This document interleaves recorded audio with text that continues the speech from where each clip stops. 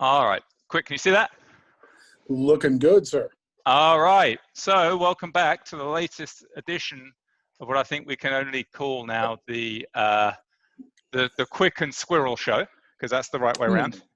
I don't know. Is it squirrel and quick? I think really.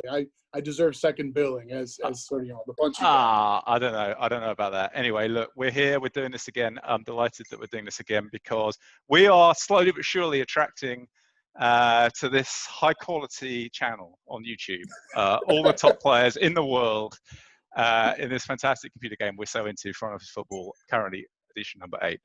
And with us today, we have got Ben. Ben, thank you for doing this. Man, you're very welcome. I was just saying before we record, there is absolutely no way I'll be as keen about this game as I am had I not found FOFC, the stuff that, the IHOF League, the GMO League, the other league, the CCFL, I think it's called, isn't it? And just all the stuff that you created, Ben, has led me to taking the game a lot more seriously, and I can't be the only person to just thank you for that. Do you want to just explain kind of all the various things that you do in the front office football world? Because somebody who's just clicked on this on YouTube will probably need to know a few things. Oh, okay. So, I run Front Office Football Central. It's a fan site created in various other iterations over 20 years ago. I think it's been FOFC since October 2000. October 2000. Yeah, there's my join date. It was not started by me. The keys were handed over around 2003 or so. So been doing that, moderating it for 17 years or so. Crazy. It might have been 2002. I don't remember exactly. It was somewhere 2002, 2003 that Blackadder said, hey, Ben and Ryan, you guys take over. And then Ryan kind of stepped away. So I run that board. I commish 3 leagues, play right now in one other league. I've commissioned various leagues over time. Some started and stopped. Others I've helped kind of start some leagues and left, like OSFL. So been around a long time. Discovered the game a month or two after the game. The original Front Office Football 1 was released in August 1998. Or maybe September. It was around Labor Day. I discovered it around October and November. I'd been looking for a game like this for football. Baseball Mogul came out that spring. Actually, I should back up a second. I was playing every year Stratomatic computer baseball over and over and over. I would play the 95 season 6 times, batter by batter. And I always wanted a career game. Like I wrote Stratomatic every year asking them to create a career game, because that's my passion, desire is big picture, long-term career sims, not getting caught in the weeds. But that was the game. That was all it was there. Strat kept saying no, and then Dreslow comes out with Baseball Mogul in 1998, and I was hooked. And then actually Mogul might have been 97. It was either 97 or 98. Then Jim comes out in the fall '98 with Front Office Football. So, how do you two guys get to know each other? Quick, when do you and Ben first get to know each other, connect with each other? I think Ben, in his various incarnations, was a big hitter in the community from the get-go, and. Don't let him. So was Quick, okay? But I think we ran in those circles, right? Yeah. Back in the early 2000s and the late 90s and so forth, there were a couple dozen of us who were into the game, and this is before multiplayer, before there were ways to participate together. But we were among those people who were in there kicking the tires on this and that. New version would come out, and there were a couple dozen people who would talk seriously about it and write up career threads and all that kind of stuff. And it was, it was fun watching Ben start developing all these HTML skills. He was coming up with these formatted dynasty threads. That was really exciting and that sort of thing. So anyway, I think it was all good, but it was very natural evolution. He's a guy whose skill set I very greatly admire. Yeah, for sure. Well, look, when we first did this, Ben, when Quick and I first did this, I embarrassed Quick by putting up on the screen. I'm not doing it now, but I'm half tempted to, the IHOF all-time win percentage And I think Quik, you're either second or certainly second amongst the people with large amounts of reps, high sample size guys. And a clear second with everybody else quite a way behind. But of course, top of the tree is your record, Ben. And there are times when your record got absolutely ridiculous. So Yes, I think there's a guy. We can talk about that. Oh, Jackie Collier. Jackie Collier. Yeah. I found this guy. There's a guy who joined for a relatively short space of time, roughly the same sort of time I was in IHOF, because I was in IHOF for a while. And my record looks quite good, and it's a short sample size. And so it kind of unrealistically looks higher than it probably ought to be. But there's another guy, if you look at the all-time, I can't remember the name, but it's like second all-time, just some random guy who's in it for 10 seasons. But then there's a feature you've put in where you can then click on that guy, and it tells you the records while that guy was in the league. And your win percentage is like 850 or 900 or something, just totally stupid over 10 seasons. So yeah, so there's a funny story related to that. And what happened, so two things kind of came together. One, I discovered, and I heard you guys talk about it in the past, there was a great imbalance in FOF 2K7, where wide receivers with big play receiving bars were heavily overpowered. I discovered this simply because I love to throw deep, okay? And that even if it doesn't work as well in the game as it should, I love to throw deep, okay? I mean, that's I've always done that. So in the conversion from Front Office Football 2004, I had a bunch of guys with high big play receiving. I just had them because that was, you needed that to throw deep. And then, all of a sudden this skill blows up, or it might have been FOF2, it might have been FOF7. I don't remember what version. Anyway, in one of the conversions, I had a bunch of players with this skill, and it became clear to me that the skill was way overpowered. I had a bunch of guys with it, so I realized what was going on, and I hoarded. So there was a draft came out with 2 stud wide receivers that were masked, and this was definitely in the days of masking, with 100 big play receiving. I traded up to grab those 2 guys and to get them, and both of them turned out to be studs. Then the other thing that happened was there's a guy that used to play FOF, Red King Gold. Great player. Oh, this is a great story. He had a tendency to like kind of like Mount Powell. He had a tendency, he would come and go, and he would just kind of fade out. So another guy had RKG's first round draft pick for 2 years out, and I could tell RKG was in one of those cycles where it looked like he was about to fade out. And at the time, IHOP had a commissioner who might not have noticed it. Let me put it that way. I wasn't commissioned at the time. The commission might not have noticed that RKG, and I noticed RKG is about to fade out. Somebody else has got his first round pick. I am trading to get RKG's future first round pick. I did. RKG disappears. Nobody notices it. I'm not saying a word. His team goes 1-15, 2-14, and I have the 1-1, and I get a stud quarterback, Jackie Collier, to go with those 2 stud big play receiving wide receivers, and things went a little bit crazy from there. And then your win percentage went in 900. Things went nuts for about those next 10-ish years while I had those 2 guys. Can you remember how many bowl wins you got in those 10 or so years? I don't remember. Is it like 6 or something completely? It might have been something. It was so silly. It was silly, and I posted to say, "Hey guys, here's what's going on. You guys need to start grabbing these big play receiving guys before it gets a little too insane." I really don't remember. It was almost embarrassing at one point. So,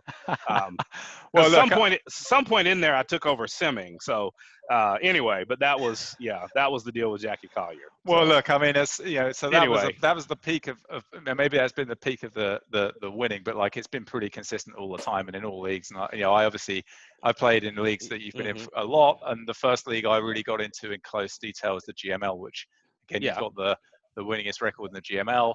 And because I'm the only owner that's been there from the start, I think. Well, true, but if you're doing it on a win percentage basis with people over like 5 seasons or 10 or maybe whatever, so, I don't know. Get it. Yeah. I don't know. I can tell you, it's because I think I'm number 2 on the board and you're number 1 by quite a long way, right? And then you've got I don't even know, to be honest. So you've got and when I was in that league, it was like I had Zach in my division, and then if I got past him, then you had to get past you to get out the conference, and it was all just very difficult, right? So that was tough times. Anyway, look, for the benefit of those watching this, obviously the MP community, multiplayer community, be well aware. But I think it was just helpful to get a bit of the history. Look, the reason why I say that is because most people we've had on, when Quik and I have made a couple of these videos, obviously Quik and I talked about chemistry a lot, and we're Quik in particular, but I to a lesser extent are closely associated with that style of play. Malpal kindly came on and had, gave us a glimpse as to why he's as good as he is at drafting. Obviously, everybody in the community watches the game closely, is well aware that he's exceptionally good at that. And then he's the best at that. The thing is, Ben, with you coming on, it's like, okay, what are we going to talk to Ben about? And look, the reality is that you're the guy to talk to about all of it. And I think, some of the people that have sent me messages saying, hey, look, these videos, it'd be great if you did X, Y, and Z. The most asked for thing was Malpal doing drafting, and can you get Ben to come on and talk about whatever, strategy, whatever. And, I think the way we're going to try to handle doing that is to try and talk kind of stage by stage, maybe through this game, maybe focus on some of these more than others. I don't know, but I've put on the screen here something you put on way back when, which is a sort of stage by stage hints and tips thing, which I still think people should read. It's iterations of the game ago. It's 10 real life years ago. Yeah, but I barely remember that. But I mean, it's kind of like an attempt to sort of update this a little bit. I mean, I'm sure we'll talk about whatever's on your mind, but this is what I had in mind. Sounds good. And what's ironic that I honestly right now just remembered, and it might have been FOF 7 even. I started working on a guide for a similar thing using a guide in Steam. It might have been FOF 7, not FOF 8 actually. But anyway. I don't know if I saved it ever or what happened to it. And never finished it. Never got around to publishing it. But yeah, there it is. I just found it. Moving from beginning to intermediate in front office football 7. I'm going to reference this during this call. There we go. Okay. There we go. And look, there are some people here listening to this trying to get from beginning to intermediate, and there's a few people trying to get from intermediate to advanced. And I think we can safely conclude that whoever each of us think are the 5 or 10 best guys who play this game in the world will probably be listening to this. So, that's kind of how it is. All right. So, before we get into stage by stage, which is the most important stage in the game? So here's my view. My view is free agency stage 7. In a multiplayer league, stage 7 is where all the smart guys show up. They've carefully bided their time. They don't do free agency 2 because they've always got a bit of cap pressure, or at least they're going to be really careful on cap. And then you sit there, and then Quik turns up, and Quik signs 8 guys. He doesn't play any bonus guaranteed money to any of them. He cuts 4 of them, but then 4 of them stay on his roster. I think that's the one stage I do not want to miss. What about you guys? So my argument on this one is it depends upon your skill set tremendously. For me, it's the draft. I'm not as good as Malpal, but I know a lot of things about the draft. And I know you've noted that I don't trade a lot. I don't trade a lot because of the draft. We'll talk about that a little more detail later. But for me, it's the draft because that's where I acquire a huge chunk of my talent is just through the draft. Yeah. Okay. But like I want to give here's a great example. We had a guy in the IHOF back in the day, Kodos. Kodos was a bad drafter. He'd be the first to say that. He didn't really understand the draft. He didn't like the offseason. He didn't like anything about the offseason, really. It's kind of odd that he came to a game that was heavily GM oriented at the time. But anyway, he really didn't like the offseason. He wanted to focus on the in-season stuff. He wasn't bad as drafting. So his whole strategy was, I'm going to trade my draft picks for good players. Give me a year 5 guy. So for him, the draft would be completely a meaningless stage. And he landed on doing that. And I think he still has. Well, he came back a couple of times and really struggled, I think. But if you take out when he came back and really didn't understand maybe FOF 7 or FOF 8, he's going to be one of the all-time leaders in win percentage in IHOF probably. Yeah. It's a great strategy, right? There's loads of stuff value in picks for player trades. So you've got to know your skill set, know what you're good at, and hammer that and try to get better at other stuff. But the most important stage can vary. So, Quik, what's your most important stage? Oh, I think you probably pegged me correctly. I like being a void filler in free agency, and I love nothing better than looking back on the quality player with a high request whose stage has come and gone and nobody bid on him, and then look back and say, hey, this is like a 10th year defensive end, and I kind of could use that guy. He wants $30 million, but I bet you I could sneak him in here for 24 now that it's three stages past his original ask. So very little gives me as much joy as pulling off a stupid free agency heist. So is that the guys where they won't let you do 20,000 for 2 years of guaranteed, but they will let you do 200,000? I mean, oh yeah, there are a lot of navigational quirks in this game. So I don't know. I mean, I get perverse pleasure out of some of that stuff. I mean, I guess one of the things that's great about having Ben here to talk with us is you can basically drop the needle anywhere on the record and he'll have something to say, right? Yeah, for sure. I mean, Jamie, if you had just decided, hey, we're going to start talking about the staff hiring. Okay, go. And Ben he'll have chapter and verse and paragraphs of what to do and what to think about and what's wrong, what people are doing wrong, and so forth. So, I mean, I love having him here for exactly that reason. Well, I think that's exactly this is where we're going to have to go. Look, before we do that, let's make sure we do that quick. Ben, is there anything big picture you want to touch on before we get into like the nuts and bolts? Yeah, absolutely. So the first thing, and it's funny, it kind of dovetails with what Quik just said. So there's a lot of things in front office football and actually I've made this as one point. I think there's 2 points. I think I'm gonna make it as 1 point. There's a lot of things in front office football that are a bit of a black box. We don't really understand fully how they work and in what detail they work, and they're not really that testable, or they may be impossible to test. Some of the staff stuff, for example, it's impossible to test. You hire staff in stage one, then you in the first stage of the game, then you generate a whole different, if you tried to test it, you generate a whole different draft class with different staff. So every time you test it, you've ruined your test completely. So things like this though, but we have to assume, I heard you guys talking about, I didn't listen in great detail, to be honest. I didn't have time to, but I tried to listen to the previous 3 you've done. And one of them I heard you talking about, it's one guy in New Hampshire, one guy, and then one guy in Brighton, Michigan, doing this game. And for example, Jim puts in, and I've heard some people say, well, height and weight don't really matter. Jim took all that time to write that guide, to put all that stuff in there about height and weight, to put a specific height and weight or specific weight for every single player, and he's a solo developer. I have a hard time buying into the concept that it doesn't matter. What it does, though, there's a whole lot of things that go into making an excellent team in front office football. And the thing is, because there's so many things, they have to be subtle. All of them are subtle. Yep. So you can have a bad, say, you can have somebody who's bad at play calling, but it's overcome because there's 40 other things that you're doing really well on your team that are important in FOF. So I like to put it like this. If you were just 3% better than the rest of the league at 10 things, 1.03 to the 10th power is 1.34.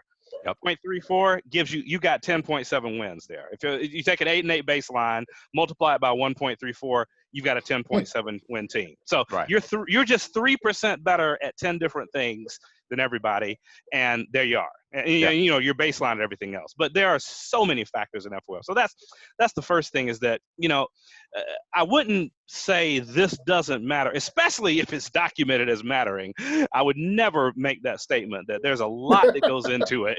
There's a lot that goes into this thing. So that's one thing. Second thing for multiplayer, I mean, this may sound obvious, but it's I see it all the time. Don't join more leagues than you can export every day or every session, every time there's an export. The commish has this huge advantage because he exports every day. I struggle in leagues when I don't export. That's the number one thing that causes me to struggle, is just not exporting, checking out. A league moves too slowly, I forget. We didn't have a sim yesterday, so I forget to sim the next day, or forget to export the next day, and blah, blah, blah. So make sure that you can handle the pace of the leagues you're in. Make sure that you are exporting, that you are actually participating in the league. I know it sounds simple, but it's a huge deal. It is a huge deal. I can't handle. I've now concluded I can't do more than one league at once. Not properly, not with immersion and like serious thought process. I just the way you play, no, you cannot. No. I just can't do it because yeah. I mean, as you say, some of it's about my style, but it's also like. Yeah. I just can't immerse myself in 2 different databases at once. I just can't do it. You're in like 4 leagues, Quik, right? Or 3? Quik, you're in all 3 of Ben's leagues, right? Yeah, probably 1.5 too many. But I just joined GML and I was in it for what, 6 weeks, which is 3 real life seasons. But Quik's in 3-4 leagues, and he has 2 teams in GML. So. Oh yeah, of course. And part of that, and again, that depends on. I think style is an important thing there. So yeah, exporting every day is an important thing. Yeah. Go ahead. You have more comments on that before I moved on? Nope. The next one, and I heard you guys hit on this in one of them, but I think Quik hit on it. This is a computer game.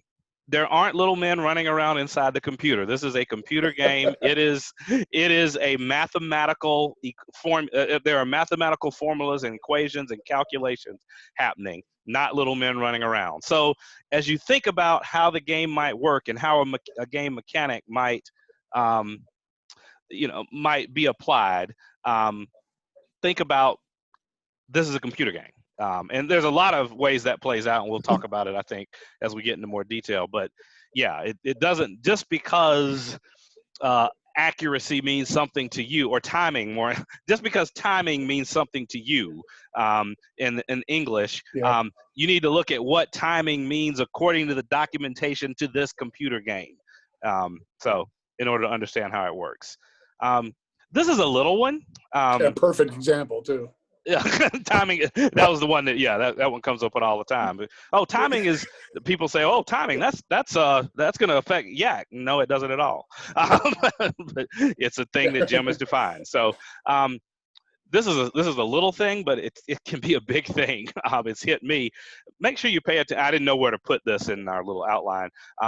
Pay attention to your playing time, especially as you get late in the season.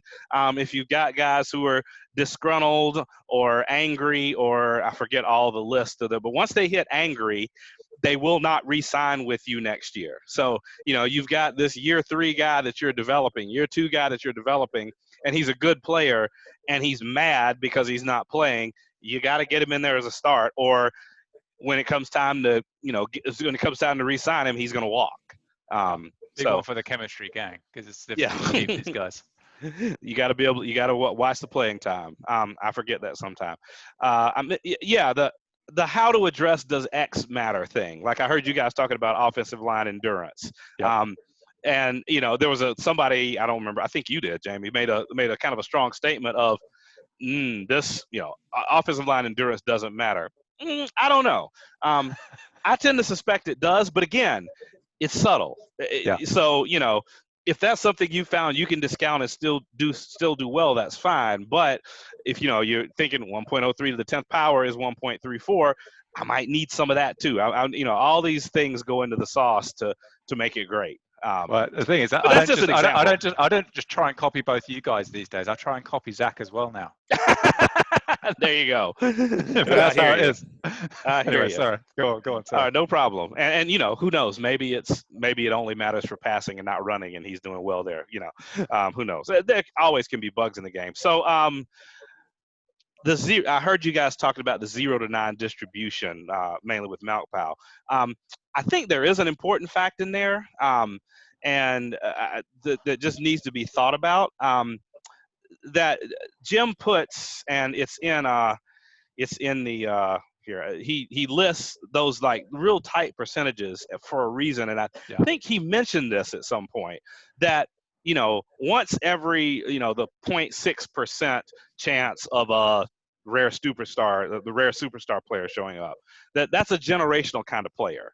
And generational kind of players, and I think this is what he said, generational kind of players make a big difference. And so, there's this logarithmic scale of how the players are generated. And I think there may be a bigger difference between a 95 guy and a 75-70 guy than we think. And again, there's a reason for that distribution that he created.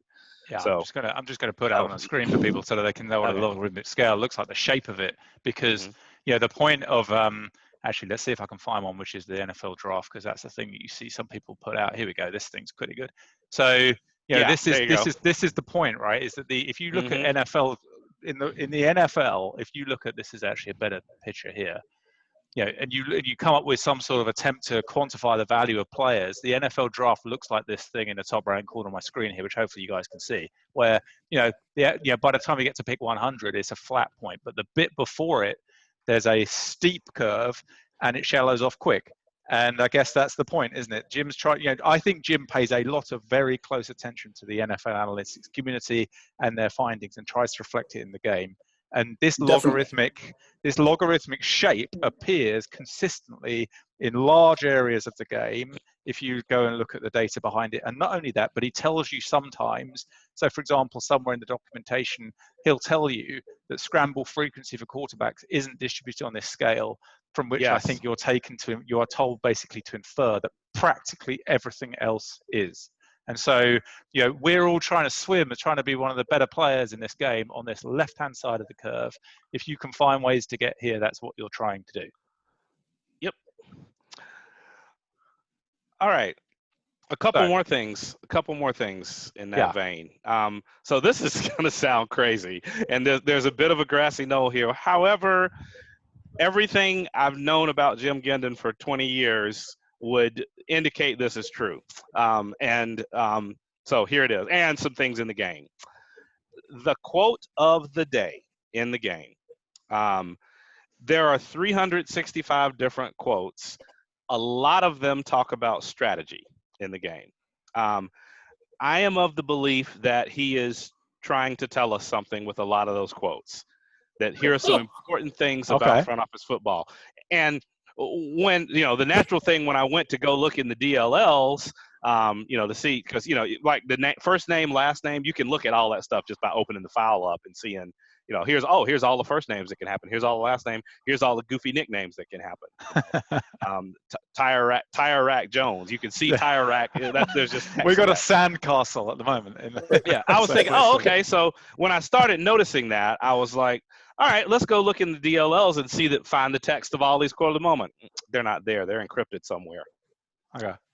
So why would he bother to put them? Why would he's got all this other text lives in open files. The quote of the moment text does not live in open files. Why would that be? God knows. Do you know what? I've never even noticed the quote of the day was there. Have you noticed? It's under Control Archives quote of the day. Pull up today's. You've got the game open there, don't you? No, I don't actually. It goes to show my style of the way I play this game. Oh, okay. So I'll read today's quote of the day. Interceptions can change games, but I don't care much about whether my defensive backs have good hands. I want them preventing completions any way they can. Interceptions are terrific, but so are incompletions. So there's literally a quote every day. And here's the thing. The only way to get all those quotes that I can see is to open up the dadgum game every single day and quick. Does that sound like something that Jim Gendon would do? Yeah, it both sides of this click. It sounds like something Jim would create, and it sounds like something that you would take the time to archive, document, and explore. So I like every bit of it. But it can't be archived. It's encrypted somewhere. It's not in the all the text in the game is available publicly, but this text is not. So you're telling me this thing comes out on a day-by-day basis, live to our games. Yep. And if I click on my game, I'll have the same one as you today, the same one as you tomorrow, and he's kind of running it out there like a little news feed in the game. That is my understanding. Yes. Okay. Last time I checked, I had somebody else check the quote of the day. Could one of you guys check it just to be sure that we're on the same quote of the day today? I'm gonna try. I don't know, Quik, you might be able to do it better than me. I've got my second screen today, but I'm gonna try. How do I find it? Control Archives quote of the day. You don't have to. I don't think you have to even open the game. You don't have to open a game. Oh, okay. Hang on. I don't think so. Control. You can see my screen, right? Archives. Quote of the day. There it is. Yep, same one I have. Yep.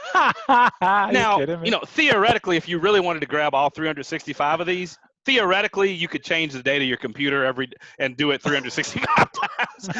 I'm not doing that. You're not? Wow. You're sure you're not? You're sure you're not doing No, that? I don't have. I just that's just too much. But I do try to read it every day. My goodness, I didn't even know it was there. That's incredible. Okay. Yep. So there you go. That's just a little big picture. I think there's a lot of good stuff there. I mean, this is the thing. We could, like you were saying, Quik, we could zoom in absolutely anywhere on this game. And look, that's why I consistently refer to this game as a masterpiece. I fully believe it is a masterpiece. It takes some getting to. It's not like Football Manager, where it's got like a very pleasant user interface surrounding it, which makes it super easy to kind of immerse immediately. It takes a bit more time to immerse in this game, but once you're in it, it is so deep. There is so much going on. Let's try and go stage by stage and see if this. I mean, this can end up taking about 6 hours, but we probably won't do that. But let's just see how we go if we. So I want to start with the staff draft, right? Because one of the things that I find super interesting in this game is, and this came up on the Moutpow thing, which I couldn't really believe he was saying it, but he was saying it. One thing that I notice in most leagues I'm in is that there will be a few franchises that are very established. They've been there for ages. And when I was in the GML, I had one. I was 30 or 40 seasons in. My staff were all brilliant. I was always at the top of the staff draft league because of the finances part of the game, which I'd figured out. I never really clocked exactly what was going on at all, but enough, and I won consistently enough that I seemed to be near the top of the list, which meant I always had staff that did what I wanted. What I wanted was basically an approximation of whatever you had at the time, Ben, because I figured that you'd figured out whatever it was. So I just basically went onto yours, opened it, set my weightings to mirror whatever yours was, and then bang. And I used to consistently do pretty well, right? That's all very well. There's probably a bit more to think of than that, of course. Mike, I had a little bit of a concern, which is that the finances part of the game solidifies a staff so much in most leagues that, the top. Here we've got on the screen here your head coach, right, in IHOF, where he's been there for 15 years. His bars are unbelievable. I imagine they're the best bars to have. I've got no idea really, but you definitely want for the offensive coordinator, defensive coordinator, unless you're super Moutpow, amazing drafting man, you really want the scouting and interviewing ones to be high. I think you do anyway. I do.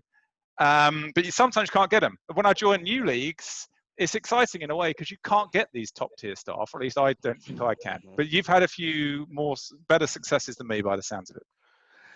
Yeah. So I want to let me start sharing my screen here, if I can remember how to do that. Let's see if this works. Okay, here we are. Oh, there we go. Share screen. And this will stop your screen sharing and FOF 8. Okay. All right, can you see this? Yeah, I got it. All right, so this is a league that I joined fairly, in my world, fairly recently. And one thing about this league is that, where are the city settings? It's the only league I think I've ever been in that made a decision not to equalize cities. And I didn't realize that before I joined. I might not have joined if I had known that. But I'm like, okay, whatever. I'll play it out. I'm in here. And then I realized. So I have an absolutely terrible, where is that? All that stuff. So stadium overview. Here's my stadium. Fair, turf good, poor parking lot. My loyalty's rising as we start to have some success.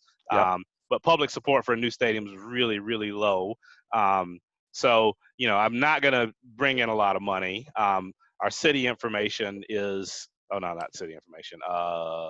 Where's the, all the population, demographic stuff. The demographic stuff, we're not good.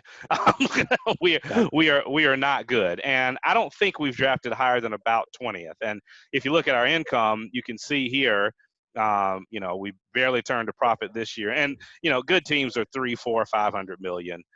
In profit. So we're Ben, just for the benefit of people who don't know this game so well or haven't played it as much, this is a financial bit of the game which is basically there to then determine how high you are in a draft of staff each season, which gives rise to which staff you get. And so there are these structural inequalities in some leagues like the one Ben's describing now, where some teams are always going to have significantly better staff than everyone else, and that's never going to change.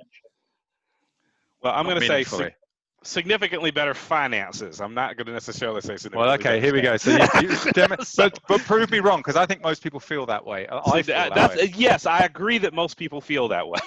Okay, I agree that most people feel that. But point being, this is a staff that I have acquired, not drafting very high in the staff draft.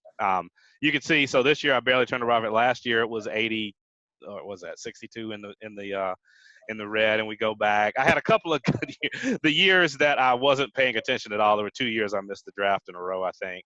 I think those, so I bet it's 2048. There I had a profit because I didn't sign any free agents, didn't re-sign anybody. I was just kind of AWOL, basically. But most years, I'm barely breaking even or in the red, right? Yep.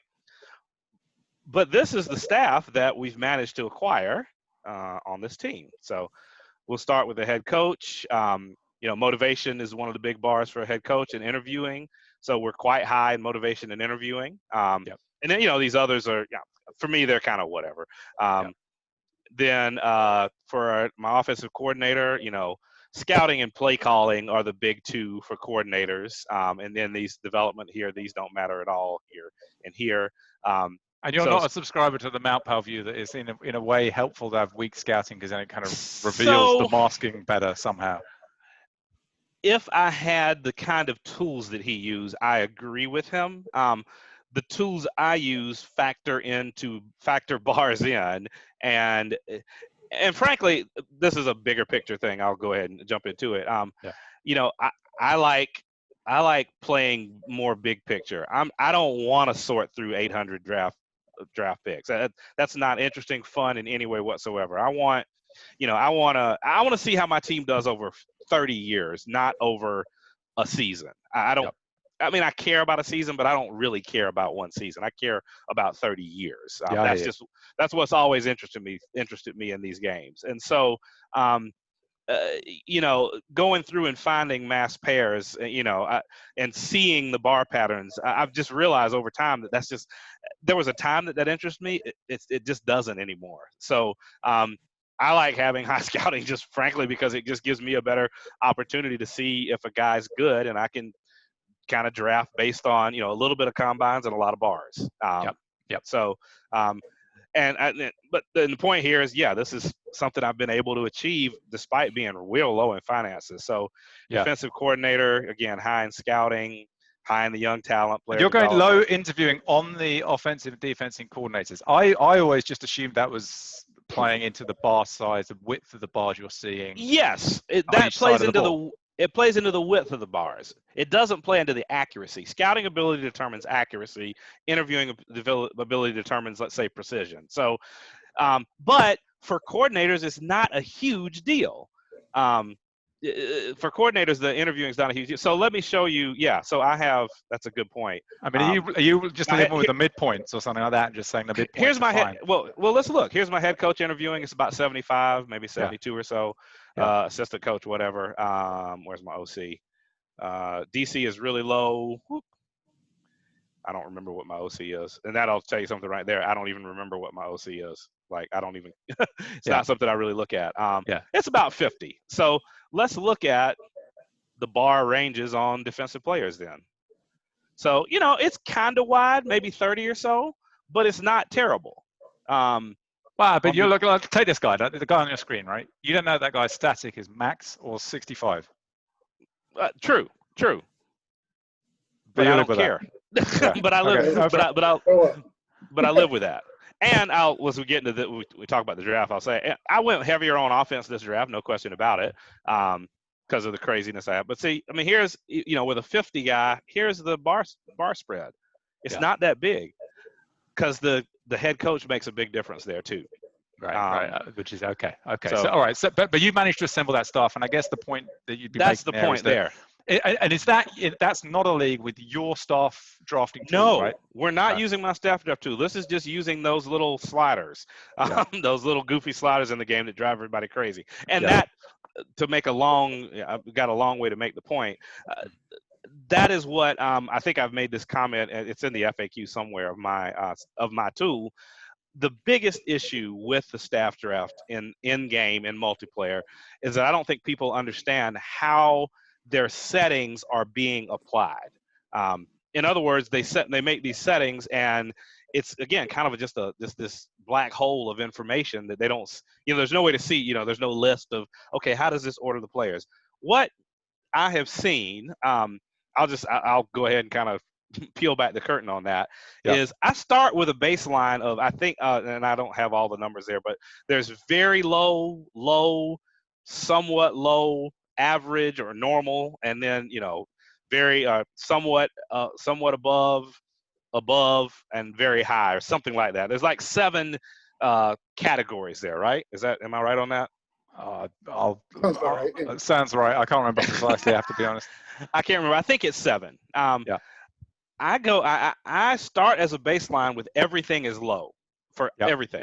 Yep. And then for the stuff that matters to me, like say scouting, I think I do very high for scouting and high for interviewing, but everything else just stays very low, so that I can focus on those bars, and so that the stuff that doesn't, I'm not leaving it at normal, because if you leave it at normal, you end up with very flat bar scouts. Yes. Yeah. And if you so I do the same thing as you, I think, which is I'll put everything down to minus or whatever the bottom one is, or close to it, and then I'll jack up. But can I just pause there, because you talk about the sort of strategy of this game, right? Mm-hmm. And I hear you when you say kind of 1.03 to the power of 10 is a number which you can then apply to your 8 to 8. It's kind of marginal gains, you might call it, right? Look for lots of little incremental improvements, and then they'll compound, right? Mm-hmm. I agree with that, obviously. If I can find ways to do that, I'll try to do that. On the flip side, you've got this kind of thinking, which is, I also think there's a place for it in this game. There's a place in this game for, let's keep a balance, right? Let's keep everything balanced. Jim wants a balance. But then there's in times and places, you have to take this much more essentialist approach. This is the essential stuff. Yeah. Whack everything down to minus 50 and just focus on this, and this, right? Here's a place where it sounds like you would be doing that in this instance, right? Yes, that is correct. That is correct. This is where, and I don't do this with my tool, but I know I'm drafting number 20, or number, actually, I think I started out at like 28. I mean, I'm not drafting any higher than number 20, so I've got to focus on the essentials. Yeah. Well, I'm not going to get a guy to 65 in every category I like. That's not going to happen. When I've joined some leagues, kind of that are established leagues, and I'm joining with a franchise that's structurally weak or whatever, I actually find it's an interesting challenge. I actually really like it. I think it's kind of cool. There's something to be said for in Football Manager land. There are people who consciously play like 5 years, 10 years max with a franchise to be more realistic, right, or a club to be more realistic, and then they call it journeyman saves, right, where they go round and round and round, and the idea is you kind of doing the building. You're doing the building from weak to average, and then from average to dominant, and then dominant you kind of move on, right? And they're getting their fun, and it sounds like this chimes with some of what you were saying, Ben. They get their fun out of that. The big, what's the DNA of our franchise or our club? What's different about us compared to all the other ones? How do we operate? We operate like this. I install it and then watch it bear fruit and then move on. And it's kind of an interesting way of playing the game. I'm surprised in our game, in front office football, we don't have people who say, right, I'm joining the IHOF, I'm going to be here for 8 years, time limited, right? And we're going to tell you that right now, and I'm going to do the best I can in 8 years, and then I'm going to move to a different franchise maybe, or something like that. I mean, in American basketball, that would be the Larry Brown challenge. He's notoriously, he wears out his welcome in about 4 seasons, but he'll turn a crappy team into a pretty good team, and then they run him out of town with torches. So True let that. me ask you one nuts and bolts question before we get off thinking about staff and stuff. Is there cohesion for coaches? I see you chop and change them all the time. So, that's one of those going back to my 1.03 to the 10th. I've not seen anything to indicate that. I'm not willing to say there's not, but trial and error. That was a trial and error single player thing. I haven't seen enough. Failure at coaches in order to make me think there is. Let me just put it that way. So I looked at your IHOF. So your head coach in IHOF's got 15-year tenure, right? Your offensive coordinator is in his first year, and I see he's made his way over to you from Quik's franchise. Are you happy about that, Quik? I'm irate. No, I probably missed the memo. Probably forgot to submit a file. Did you do the thing where you didn't update the contract? Did you do that? Probably. That's almost certainly what happened there. So if I let him go and Ben wanted him, then I'm pissed off about it. Oh yeah, Quik. Yeah, 2087's when last time you re-signed him. I'm looking at it now, and I got him in 2091, year 4. Yeah, you forgot you forgot. There you go. Missing one stage just can kill you. That's one of the most infuriating ones. I always forget that. I think that's one. Yeah. I'm not a big believer in like the user interface needs to be totally different. I mean, like I hear it, but that's one where it just needs to be easier to press that button because I forget it almost every time. We want to talk about anything else on staff before we move on. Let's try and get through a few more stages. Let's talk about free agency. And free agency is really about roster construction. Now, maybe we'll end up doing a draft at the same time, but roster construction, right? And I talked about the DNA of your franchise. Again, in Football Manager, which is a world I don't know huge amounts about, but I keep half an eye on it because it's fascinating to me. People talk about their club DNA. This is the way we operate. And in roster construction, it seems to be the closest thing. And there's a lot of things, and we've talked about this a lot, and Quik and I focus on this, I think, quite heavily. You can focus on talent. You can focus on other stuff. You can focus on which positions are the premium ones and narrow down and be essentialist about that. You can do chemistry, you can do cohesion, you can do special teams, you can do intelligence, you can do other things. You can prioritize bars. You can have guys with 0 bars that surprise other people. How the hell is that guy playing for you? Your team in IHOF in particular, and I guess you're going to open up another one, but your team in IHOF is probably one of the most, if you don't mind me saying it, one of the most coherent, consistent franchises out there in the whole of this thing, if not the most.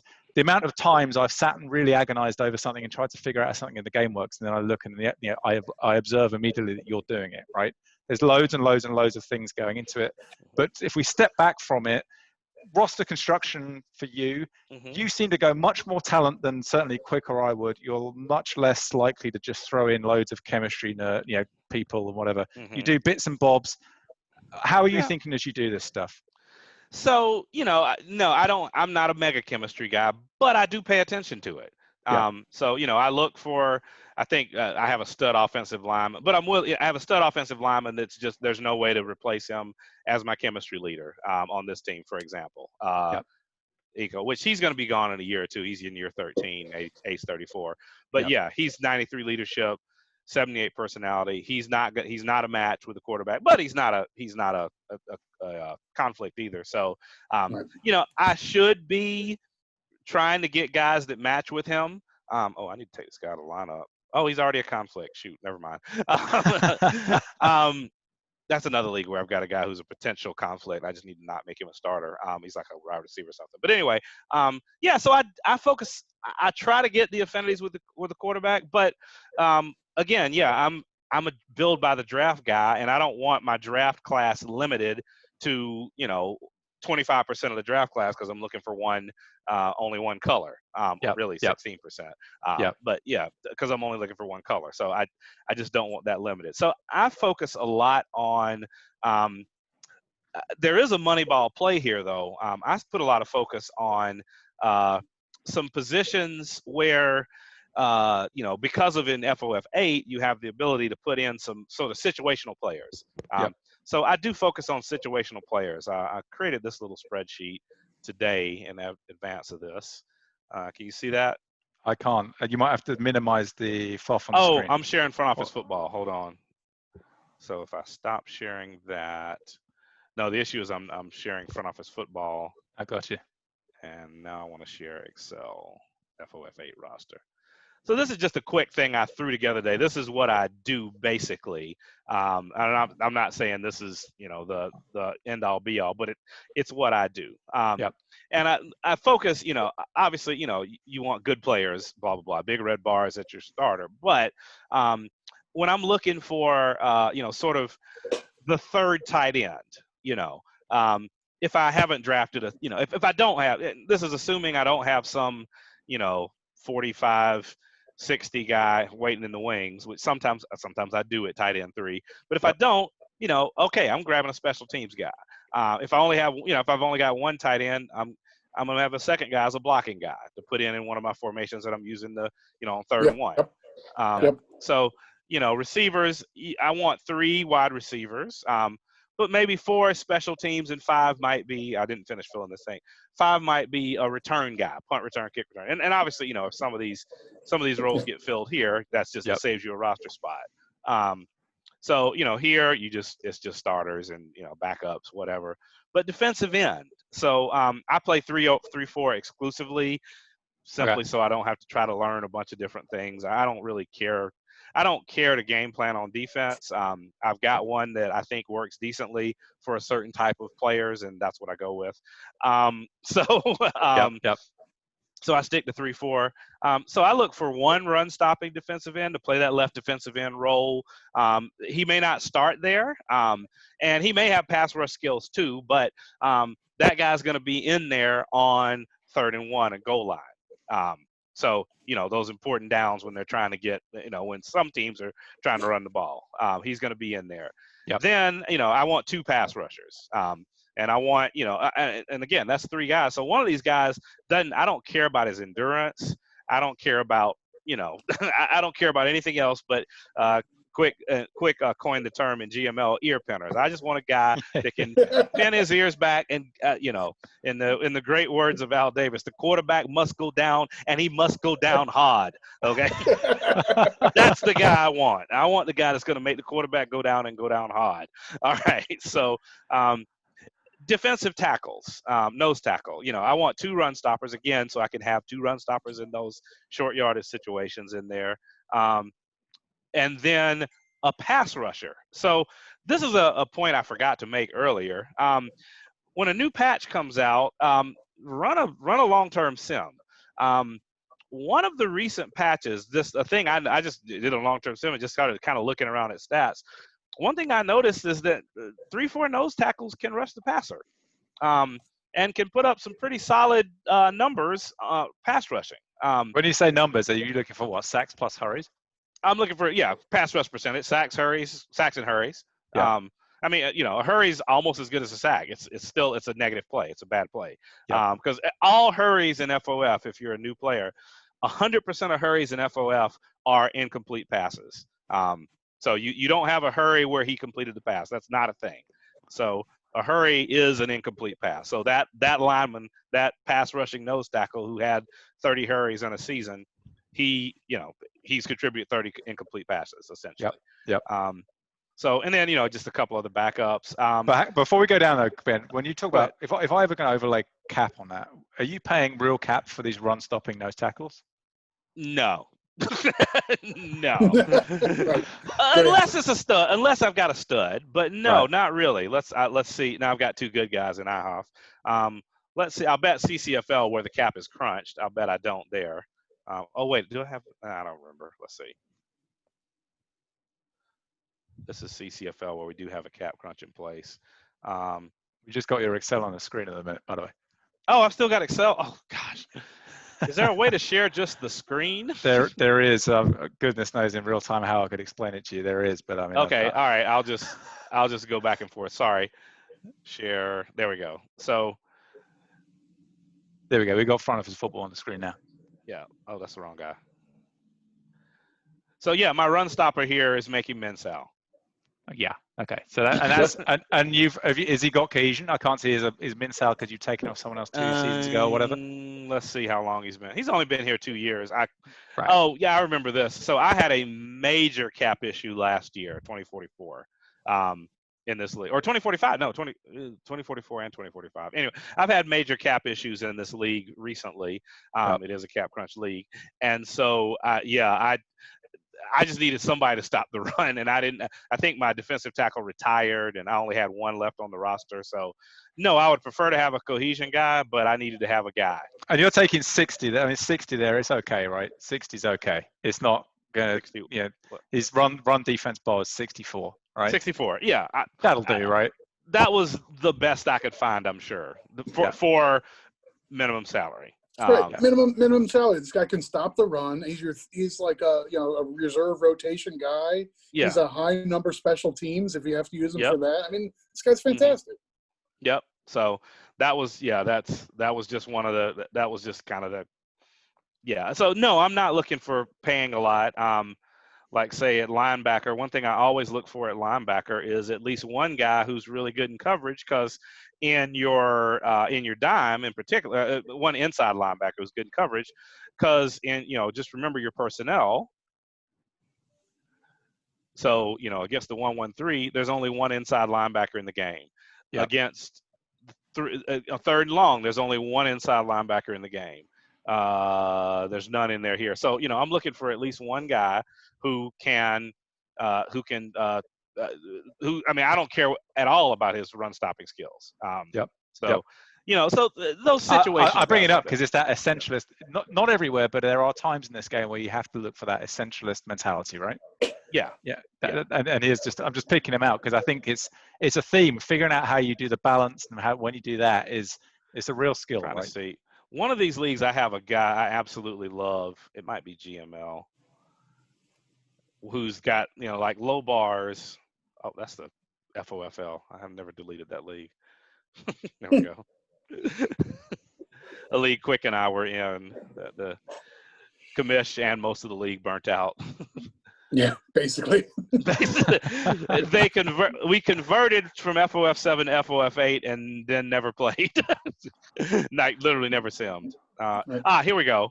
So, no, this isn't the one. That's the guy I want, by the way. You got to send that St. Cyr guy to me. Yeah, that's my boy right there. That's your guy? Yeah. Oh, yeah. He'll be a Raven soon, baby. Yeah. He might. So anyway, I'm looking for I'm looking for these sorry, I got to reshare. Stop share. At least now I know what I'm doing. So I want an inside linebacker who can play pass defense. I want a run stop. So sometimes this is where some of those values can be found. I guess. Look, one of the things for me when I play this game, and obviously I haven't got the experience that you've got. You've been playing this game for a very, very long time, and Quick the same. But if I was going to divide by 10, offense, defense, special teams, I kind of think of it as offense is like 7, defense is 2, and special teams is 1. Or maybe it's 6-3, maybe it's 6-3-1. Seriously, maybe it's 6-3-1, right? I probably go. You guys disagree with that? I'd agree with probably 6-3-1. And in the 3, right, the run defense part of it. I mean, I say it's not a joke. I deliberately have a bad run defense. I want people to run against my team, right? Maybe that's the wrong mentality. Maybe it's all wrong. But if somebody opens up their game plan and goes, "Oh, actually, against this guy's tendencies, I want to run more this week," that's a win for me. Mm-hmm. I mean, what I'm trying to say is run defense just seems over. Like, I just don't see what. I don't want to pay for it, right? And it doesn't sound like you're super paying for it. And if we allocated cap across this spreadsheet, I guess what I'm saying is, you'd roughly be in 6-3-1, something like that, if you were thinking about offense, defense, special teams, and maybe an emphasis away from the run game on defense. That's a hard one to answer. I'm kind of like Mount Powell. I'm just if I see a 90-90 nose tackle, I'm going to go get him. I mean, I think he's going to be 90-90. I'm going to go get him. Because I do have that mentality of I want to win. I want to win the draft, and not necessarily rankings or whatever, but I want every guy I draft to be a plus player. To go up. And the cap management can wait when you see it go like that a little bit. And then I'll figure out what I'm going to do with the cap. So I carried a real stud nose tackle in CCFL for a while. I think it was CCFL. In a minute I'll try to pull up his stats and see did that do anything. I honestly don't know. Like I said, I'm not really interested in what happens year to year. Ooh, I got a stud nose tackle. Let's get him. And I'll look at his stats when he retires. So because at the moment we're sort of loosely talking about free agency, right? Yeah. If I think about free agency in your kind of DNA, the way you're operating, You know, Mhm. I don't see you splash heavy in like free agency too. You don't normally need to. You've normally got loads of depth anyway, and high quality depth. What I would call tent pole guys. There are 5 or 6 guys you can hang the rest of your roster off. You've normally got those, so you're not trying to get those in free agency. You might appear in the middle of free agency, basically finishing off this spreadsheet, making it all just so Yes. if you've got any Mhm. gaps, you'll go and find the target 2 or 3 guys. You'll Yes. bid super low ball all 3, see how many you get, right? Something like that. So, particularly if I'm looking for some, role player kind of guy, I'm gonna maybe around. It's funny you said that about stage 7. I don't say, oh, I'm gonna jump in on stage 7. I don't necessarily say that, but I must have been copying Quik for that one. Well, what I was gonna say is it's somewhere around there. After 2 or 3 days, yeah, I'm jumping in because that's when some of the prices fall on some of these guys that aren't marquee players. And I will get, I know I have that. I will get a marquee player if I need one. I think I got one. I think it was GML. Yeah, GML. I got a marquee guard. I think even recently. What was A I nice thinking? guard, a good running theme on this But, What was I yeah, thinking exactly. there? But hang on a minute. So was that a peak? Was that a prime age guy? Was that experienced 26-year-old guy? Or, and I see you do this a lot, Ben, you seem to have mastered much more than most, and I'm sure this is a data-driven view, the aging curves by position. You'll be the guy who pops up and takes the 31-year-old guy or 32-year-old guy that no one else would touch, and you'll pay cap for it. Yeah. You do that a lot, right? It's not that I've mastered the aging curves. It's that I think people put way too much stock in age. Yeah. The deal is, if a guy plays 16 games, starts 16 games, and he's rated over 60 or so, he's very likely, and he has in his contract. You're not letting him go into free agency. He has another year on his contract. He's very likely to not retire. That's just the way the game works. So I know, and people will be shouting, "Oh, there's all these exceptions to it," but for the most part, if a guy has those characteristics, he starts 16, he's highly rated. Low-rated guys will retire more often than highly rated guys, and he has that contract going into next year. I think there's one other factor too, maybe loyalty. I looked at it a while back. There's a pretty decent chance he's not going anywhere. Yes, So because Quik, I don't see you do that, Quik. I see you do it for low risk, like no guarantee money, no money down deals. I see you do that. I don't see you do the, oh look, Quik's just put 10 million guaranteed and then like 1 million, of salary or whatever the min sal is, and he's taken a guy with 12 million of cap and he's age 33. Yeah, maybe on a 2-year deal. Like I haven't seen you do that. Is that just simply because you haven't looked at it as closely, or do you not feel quite the same way? For me, I just think my bar is higher. For me to make a big commitment to a guy who's on the downside already, he's just got to be perfect, right? If I really need that pass rusher and he's a chemistry fit and, I'm confident that his, injury past doesn't look like a problem. If he checks all those boxes, then yeah, I'll pay up. And if I'm sure I'm going to use him for 3 years, fine, then I'll go heavy on bonus in a way to fend off the Bens of the world. Yeah, I don't know. I never know. I mean, I get the sense that you're being, again, like you don't have many slots to fill normally, Ben, right? So you're kind of you're normally targeting 2 or 3 slots on this spreadsheet, right? When you're doing this, that's so I guess usually there's a bit of that in it. Yeah, that's usually true. That's typically true. But I mean, yeah, I'm filling 1 or 2 slots. I was gonna say something else. Now I forgot what it was related to that. I don't remember. Anyway, I'm sorry.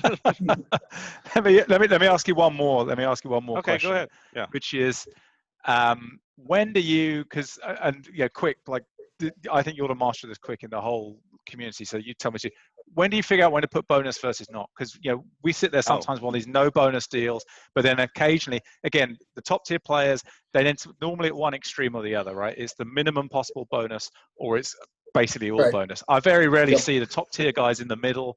How do you guys think about it? I mean, do you do that, Ben? You're normally one extreme or the other. I am for sure. Oh yeah, go ahead, Quik. You go first, and I'll say mine second. I mean, I don't think this is a real. Okay, so I shouldn't take things for granted. For me, it's how high is my confidence that this player will have high value to my team through the whole contract. Mm-hmm. And as long as I feel like it's almost unimaginable that I'm going to cut that player, then okay, if he's staying, then I want this to be a strong bid, and that means heavy bonus. And in a league with injuries, I'll take the risk on that. That's fine. I mean, if this guy's important to my team and he gets hurt, I'm screwed anyway. So I'm not going to pan. I don't want to leave my options open to cut my $40 million player. That doesn't interest me. So if I'm going after a $40 million player, it's going to be $3 million salary, $37 million bonus. Let's get the guy. Yeah. So I want to circle back before I forget. I just remembered it when Quik said that. This matters tremendously. You know, I'm a big picture, want to just go fast guy. The leagues I run are going to be low or no injuries all the time. If I'm in a league with higher injuries, I don't jump on the, pay big bonus to a guy for 2 years, because that's another factor. He could get hurt. So I'm less likely to give a bunch of bonus in an injury league. Yes. For me, that salary bonus thing, a lot of it has to do with two things. Number one, his asking type contract. Number one, especially if there's any AI teams involved. So let's just say, say it's a 55-55 kind of guy that, some humans might go after, but an AI team's definitely going to go after. They're going to offer something very similar in structure to the contract that is being requested. And for that matter, honestly, there's always a few humans. And if the guy's, let's say he's 60-60 and humans, and he's in year 7, humans are going to offer him in that case. Guess what? Some humans are going to just increase the salary by a few, increase the bonus by a few. The structure is going to look the same. So I know if a guy's asking for a 20 million bonus and 5 million in year 1, I need to offer 40 million in year 1, 30 million bonus and 10 in year 1 to get him, because somebody's going to beat that. So that's my baseline at that point. So I guess those are the things. Yeah. Where the sort of, are there AI teams that are going to offer? Are there humans that are going to offer? But no, if I think I can get a guy without a bonus, I'm getting a guy without a bonus. and then you look up in FA7 and you realize that Quik's got 9 of them again. And I'm waiting, and that's part of the. That's what I was going to say about FA7. And I'm waiting because contract. If you didn't realize it, contract demands drop every stage. Even for a guy who says I don't want to sign until FA9, he puts an offer in. He puts a number in FA1. That number is going to be way less than FA9. Yep. Yes. Just one thing, I guess I jumped over, and we thought what we were going to think about in this discussion. Oh, sorry. Premium position. My apologies. Premium positions, right? So we've had long conversations about this. I guess we don't need a rehearsal of it, but what in your mind's premium position? Can you see my screen again now? I don't know, Quik. What can you see? Because I'll try to put up my positional. No, right now. You need to share. I can't see you now. Oh, okay. I need to hit share. Sorry about this. So let's do this. So I'll try and do it while we talk. But what do you think of as premium positions? I mean, I've got to think a fairly extreme view on this, which I'm actually starting to moderate. Hopefully, you can see that now. I'm starting to moderate, but where do you feel premium positions are? For me, quarterback, wide receiver, tight end, offensive tackle, and cornerback. And defensive end or linebacker. Or I was going to ask you, are there any premium positions on that? Well, that's a lot more than that's interesting. Well, those might be less than, okay. If I'm on offense, tier one. Tier 1. All right. Tier 1, I'm going to say, quarterback, wide receiver / tight end. I want at least 2 good receivers. I can get by with 1 wide receiver and 1 tight end if I have to. 1 really good wide receiver and 1 really good tight end if absolutely necessary. I've got a pet theory that the second best pass catcher on the roster is the most important guy on the roster. That guy needs to be much better than the league average for the second best pass catcher on the roster.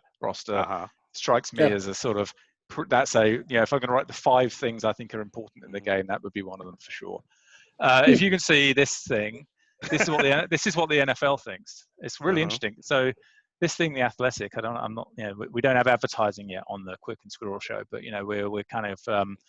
Can you see this? This is we know somebody. I would just say we have a connection with the Athletic. We're working on it. So this thing, if you can see it, this is NFL. It's not front office football. right? Mm-hmm. And this is all the position groups in the NFL. And then somebody's gone away, and credible people with analytical skill, and they've come up with a wins above replacement metric, trying to be equivalent to what you see in sabermetrics with baseball.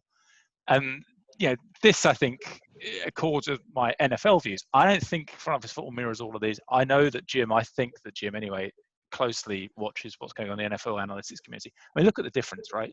If this is true, the NFL draft is just, look at it. The wide receivers, the second best position, and there's this massive delta. And then it's the wide receiver, it's the defensive backs. And then the rest of the other people on the field, or the tight end, okay, they're playing a different game, right? How much does front office football mirror this? I almost play front office football like this. It's probably too essentialist. And in front office football, I would say the wide receivers are on the same tier as the quarterbacks. But it sounded to me that if you did a tier 2, Ben, you'd have a bunch of guys from defense involved, which is not a bunch. I'd have a cornerback and a pass rusher.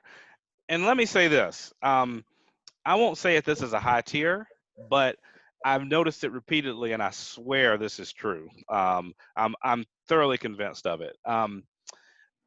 There's a tendency in multiplayer for people to convert great safeties to great cornerbacks. And that's fine. And because we feel like cornerbacks are more important than safeties, blah, blah, blah. There's some good reasons for that. That being said, I have, compared what I've seen in single player to multiplayer, and I'm convinced that safeties, one of the reasons that longer passing works better in multiplayer is because there aren't good safeties, and there aren't as many good safeties in a multiplayer league. Yep. They've been moved to cornerback. And I'm not saying safety is a premium position, but I'm saying there are fewer good safeties in multiplayer, and it throws off the long pass. It allows a little bit more long passing. Yeah, that's interesting. I mean, look, I got to a point on defense, and this is not because I think it's the right thing to do. It's just what's worked for me, which is very different. And I think, Quik, your style, I imagine, is fairly similar to this, maybe. I just want a bunch of league average guys with chemistry and cohesion, because I don't know what works and what doesn't. And I found that definitely is better than average. It's not amazing. It's never elite. It's just enough. It's playoff level. It's fine. And, I'd love to get more nuanced than that and be like, yeah, okay, I need a safety that looks like this. But I just haven't been able to make that jump with any kind of feel that I'm doing the right thing. I don't know. Like, I have got this vague idea that I want a couple of star players on defense, but that's about as far forward as I've got. It sounds like you're a bit more, you'd want to have one cornerback who's like a sort of a dominant cornerback, right? You'd at least have one. So one pass rusher, and that's kind of where you are. Let me say this, going back to things that, Jim took the time to do. He added that, so 3 things. He talked about he said publicly he wanted to create island cornerbacks. Then he added the, best cornerback always covers best receiver. And then he also put it in the documentation about that. So, again, it's difficult to test.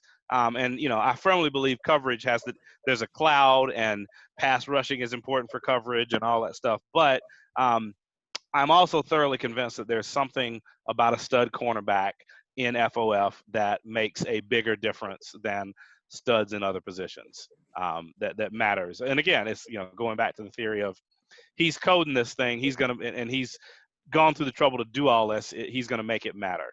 Yep. Maybe it's 3%, 2%, whatever, it's a small amount, but I think it does matter. Let's just picking up a couple other points, and Quik, stop me if you think I'm putting the record down in the wrong place. However you said it before, you put the needle on the record anywhere. Free agency, right? So, because you asked, let's see if I hope I brought it on here. You asked this question, Ben, way back when. Is it here? Yeah, this one. Do you remember doing this? So you basically say to the community, you got a guy in your roster who's already okay, he's fine, he's doing league average, it's all good. In free agency, maybe you have a look at a guy, he's cheaper, he's better. How much better to sacrifice the cohesion on your existing roster to take the guy who's cheap in the final stage of free agency? The rest of the league has somehow not noticed this guy. He's slightly better than the guy you've already got on the roster. How do people feel about that? And way back when, this is like a couple of years ago, I wrote back in and said, hey, look, I think it's a 5 points or whatever. But I don't know. What do you think? You Honestly, never I don't. answered this, right? Oh, well, A bunch of other people did. the way I framed the question, I was genuinely just curious what people thought. It wasn't even a change in strategy because I intentionally framed it like something. I think I put it on there, assuming flat bars or something like that. Like, Yeah. it's never that cut and dried. Never ever that cut and dried. So I think it's a feel thing. You know, here comes a guy with, you know, like I said, a safety. I got another. There's a safety, and yeah, he's 5 points higher, but he's got 85 zone defense, and he also can help on he's a 90 special teams. It's not a flat bar guy. Yeah, there it is. I said it's not a flat bar guy. So that rarely happens. The scenario I put really doesn't happen. So honestly, I don't have an answer. But it's a feel for,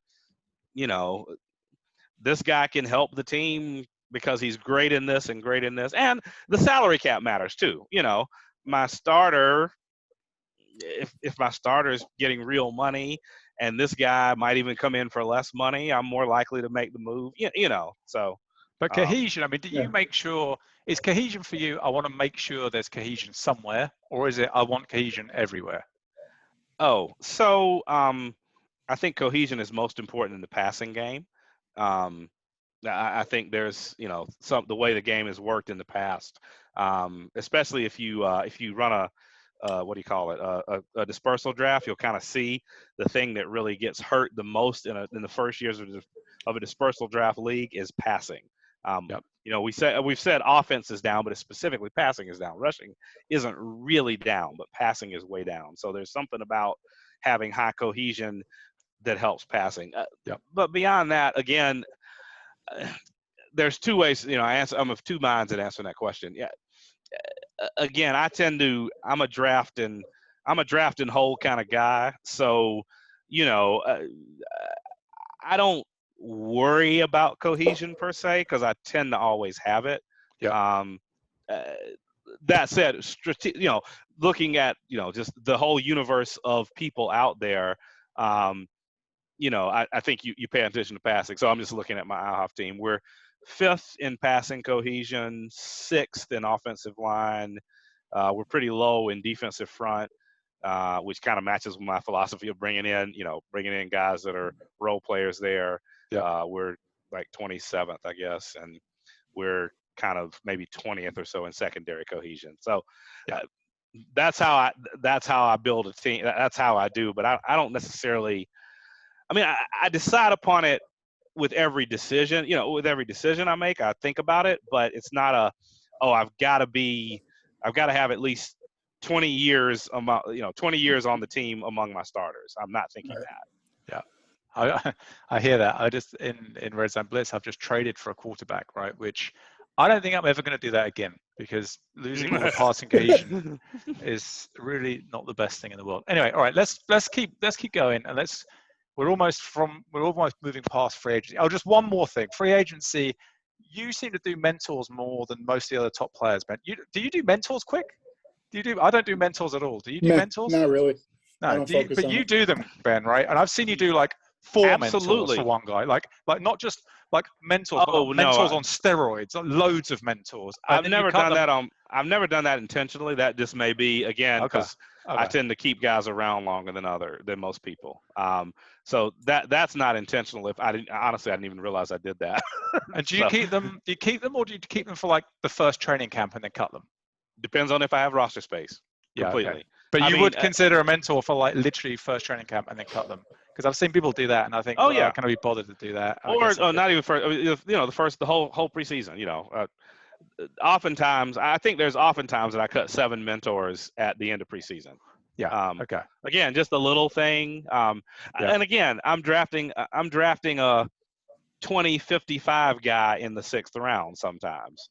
So I'm not putting him on the field, but I want him to develop because I want to put him on the field, when he's 45-55, or 45-60, hopefully, So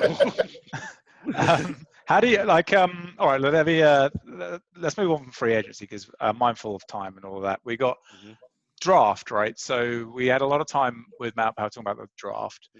strategically, before we get into the nuts and bolts, you do a lot less trading at draft time. I just assumed it's, you're commissioning all these leagues, you're playing the game in loads of different places. Is it just time for you? If you were playing in one, if we were all playing, right, in one league, let's say that there was a draft. I'd love to see what this would look like. There was a draft, and the 32 best players in the world were in this league, right? And there was one league, and we're all playing just one league, and being conceited. I'm assuming that those of us in this discussion would be in the league, and there'd be a bunch of other people too, right? Okay. And would you play in that league with loads of trading around the draft time, or would you do what you do now, which is basically just stick and pick every time? Good question. I would probably do what I do. And the reason for that, again, it goes back to that big picture statement I made. Understand what you do well. And my big thing on that is, if I trade you three, you talked about the 3 future first thing. I've traded you my next 3 first round picks, and they're likely to be somewhere between 120 and 132. Yep.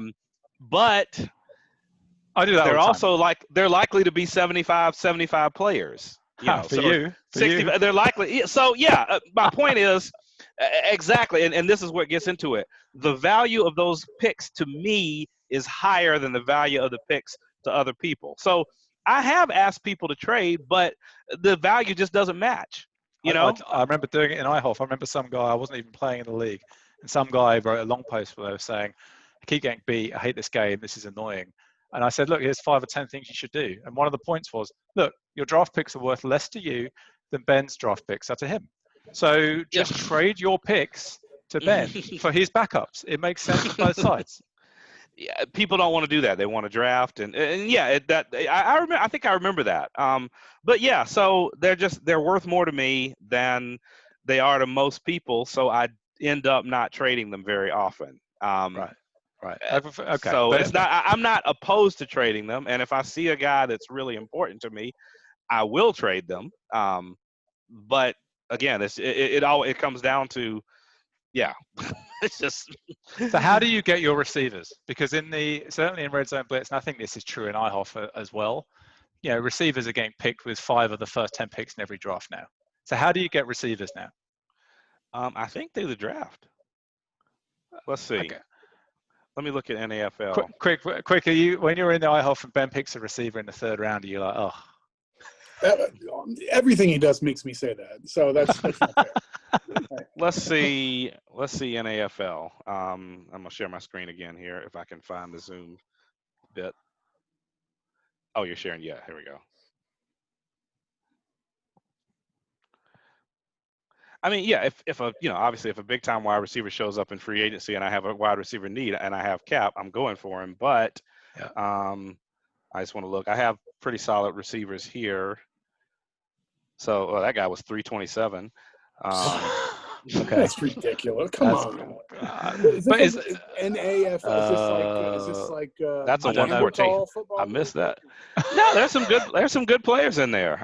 That was 422. There might be some good players, but you need 32 good players, right? So there's no Mount Powell, but I mean, so that's that's draft. Let me see. I'm probably going 1st round. I mean, IHOF, right? I mean, I looked at IHOF. I would call it a benchmark league, right? I would say that you have obviously a lot of very good players in IHOF. There's no easy wins in IHOF, right? And you've got always consistently, either the best or among the best rosters. Tight end 120. Okay. So that's. Let's see this guy. Okay, here we go. I think this was an insane draft. I think in IHOF last year. So that was a 131. I hope you got one of those quick if that went to 31. Oh, yeah, he was a big-time creeper. Yeah. But this was I remember this. This was a wait, this is a rookie, so let me pull up Analyzer. I can show you his bars. I think this was one where I just had I had scout insight on this better guy. Scouting, yeah. I think this was a better scouting pick. Right. So this goes back, and again, for people who are a bit more casual players this game, this goes back to the previous conversation, why we're focusing so much on scouting, on the quality of the scouting bar for your offensive coordinator in your staff thing, and all the things that precursors to all the stuff like finances, blah, blah, blah. It's all important because you've got a better shot of doing this. And doing this is really, really, really important. So what's this guy's name? Nicholas Robinson. Let's see what he looked like, and then I'll bring him up on screen. Because unless there's something about him pre-draft that just it wasn't clear. That guy is a top 5, top 3 pick, right? And the other thing, when you have good scouts, you kind of can make this assumption. Yeah, so this guy looked good from day one, at least to me. Here's what I saw, and then I think this is where I have the 98. I think you lost the screen share, Ben. That's back on. Yeah, I did. I had to turn off. I turned off FOF. I'm turning on. Okay. Analyzer just so you can see. Yeah, so this is the bars I saw. So I mean, these are the bars, and he's sitting there at 131, and I have really high offensive coordinator scouting. I'm going, oh, duh, the guy's a mess. That's why everybody else missed him. Yeah, okay. That's that clearly he's gonna be better than this because everybody else missed him. And you can kind of see, like, Greg Stelmack, who wrote this software, he put these bars, like, his Soul Sysmic score says he should be about a 49, but his his range is above that. Oh yeah, he's going up. Yeah. Everything on this guy says his ratings are going to increase from these already good ratings. Yep. And Quik, I hope you took a receiver in this draft if this guy went to 31. Probably took a guard. Let's move on. Affinity. My recollection is there was another. I was choosing between 2 good receivers at this pick, if I remember correctly. And who was drafted? Where was Zach in this draft? Surely Zach got one of these guys. And Eli, Allegiant, or whatever you pronounce it. Surely he got one of these guys. All these guys that are just like, come on, man, they couldn't. Anyway, whatever. All right, so let's just do a couple. Maybe this is a quick fire one, I guess. You're obviously never picking the top 5 unless you do something like you did with that guy way back when and end up with it. But if you're picking the top 5 in this game, do you ever do anything other than pick whatever you think is the best quarterback, receiver, or tight end on the board? Ever? Oh yeah. And in fact, that's not a theory. I use the GML a lot of times as a real experimental deal. Yep. And so I have had situations where, I've gone 5-11 or 4-12 there. Not many. Because you have not, have you? I'm certain I have. I don't remember how recently, but Okay. I think I went 5-11 last year in the GML. Okay. Let me see here. Let me just tee it up real quick. And so, yeah, point being, this isn't theoretical for me. Yeah. And yeah, that's great. But again, like I'm kind of like Malk Powell. I did listen to that one with him yesterday. And if I see a 90-90 guy, I'm gonna have a hard time pulling off that guy, especially if he's like a chemistry match and I need a starter. That guy's gonna probably end up on my team.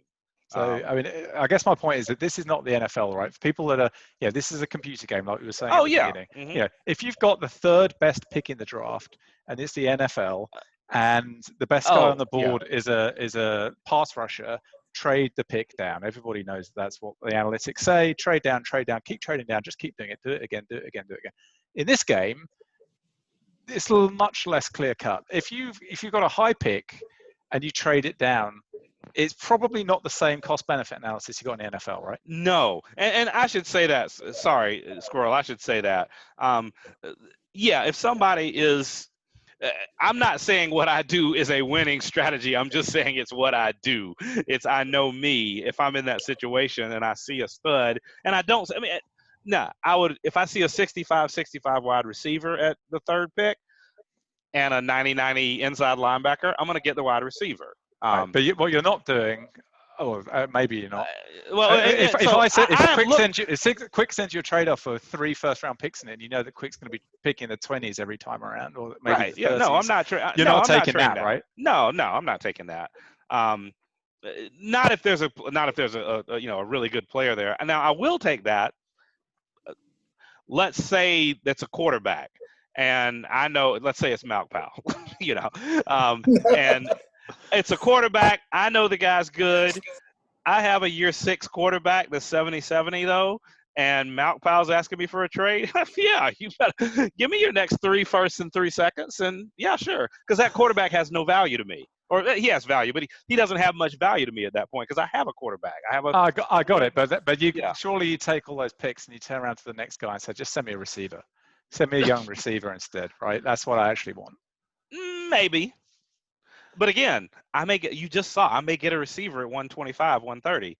Yeah, no, I hear that. So, I mean, but my point, I guess my point is, yeah, it's kind of less of a debate for you, for right. Quick, for players that the kind of consistent performance that we see. It's more if you've actually got the third pick in the draft because maybe you're new to the game or maybe you didn't exploit it or just whatever. Don't trade that pick down is kind of sound advice, right? Just that is. I'm sorry. Yeah, and you were asking what would I do versus what's the best strategy? Isn't always the right answer there. What's the best strategy for a newbie? And or even a moderate, necessarily a moderate player. Yeah. Yes, I'm sorry. You're absolutely right. Yes, if I'm average or above, if I'm an above average, but not I'm not confident that I'm gonna nail 3 straight 125 picks and get very quality players 3 straight years for those. No, I'm not trading down. I'm grabbing the guy now.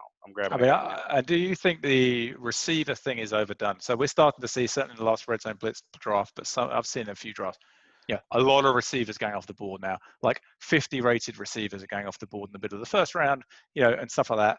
And I, so far as I can tell, that's happened in previous iterations of this game. Before I was playing a lot, where people were just taking receivers. Do you think that's been overdone, or do you think there's more of that to do?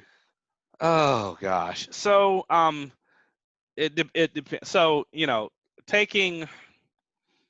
I'd have to see. I'd have to see. And one thing I don't do is pay close attention to how other people are drafting.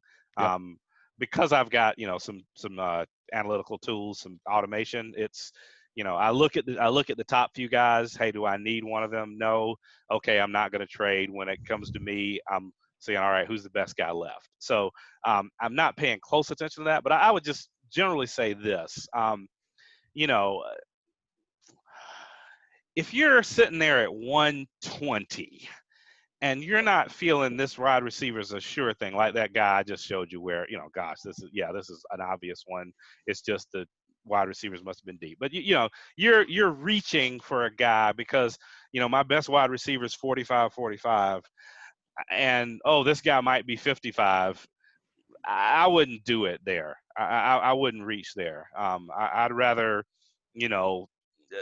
build an incredible offensive line and I'll be able to pass with impunity or run with impunity. I mean, I had a 6-yard per carry team a few years because I just kept nobody was falling. I kept drafting offensive lines and all of a sudden I was running for 6 yards a carry, which that changes the calculus about how often you run, by the way. Oh, for sure. But that's it. But you see again, I mean, I keep coming back to a bit of a theme, but that's interesting because that's way more balanced, right? So in some places, it's all very essentialist, right? We are just going to focus on this and we're basically going to totally disregard everything else.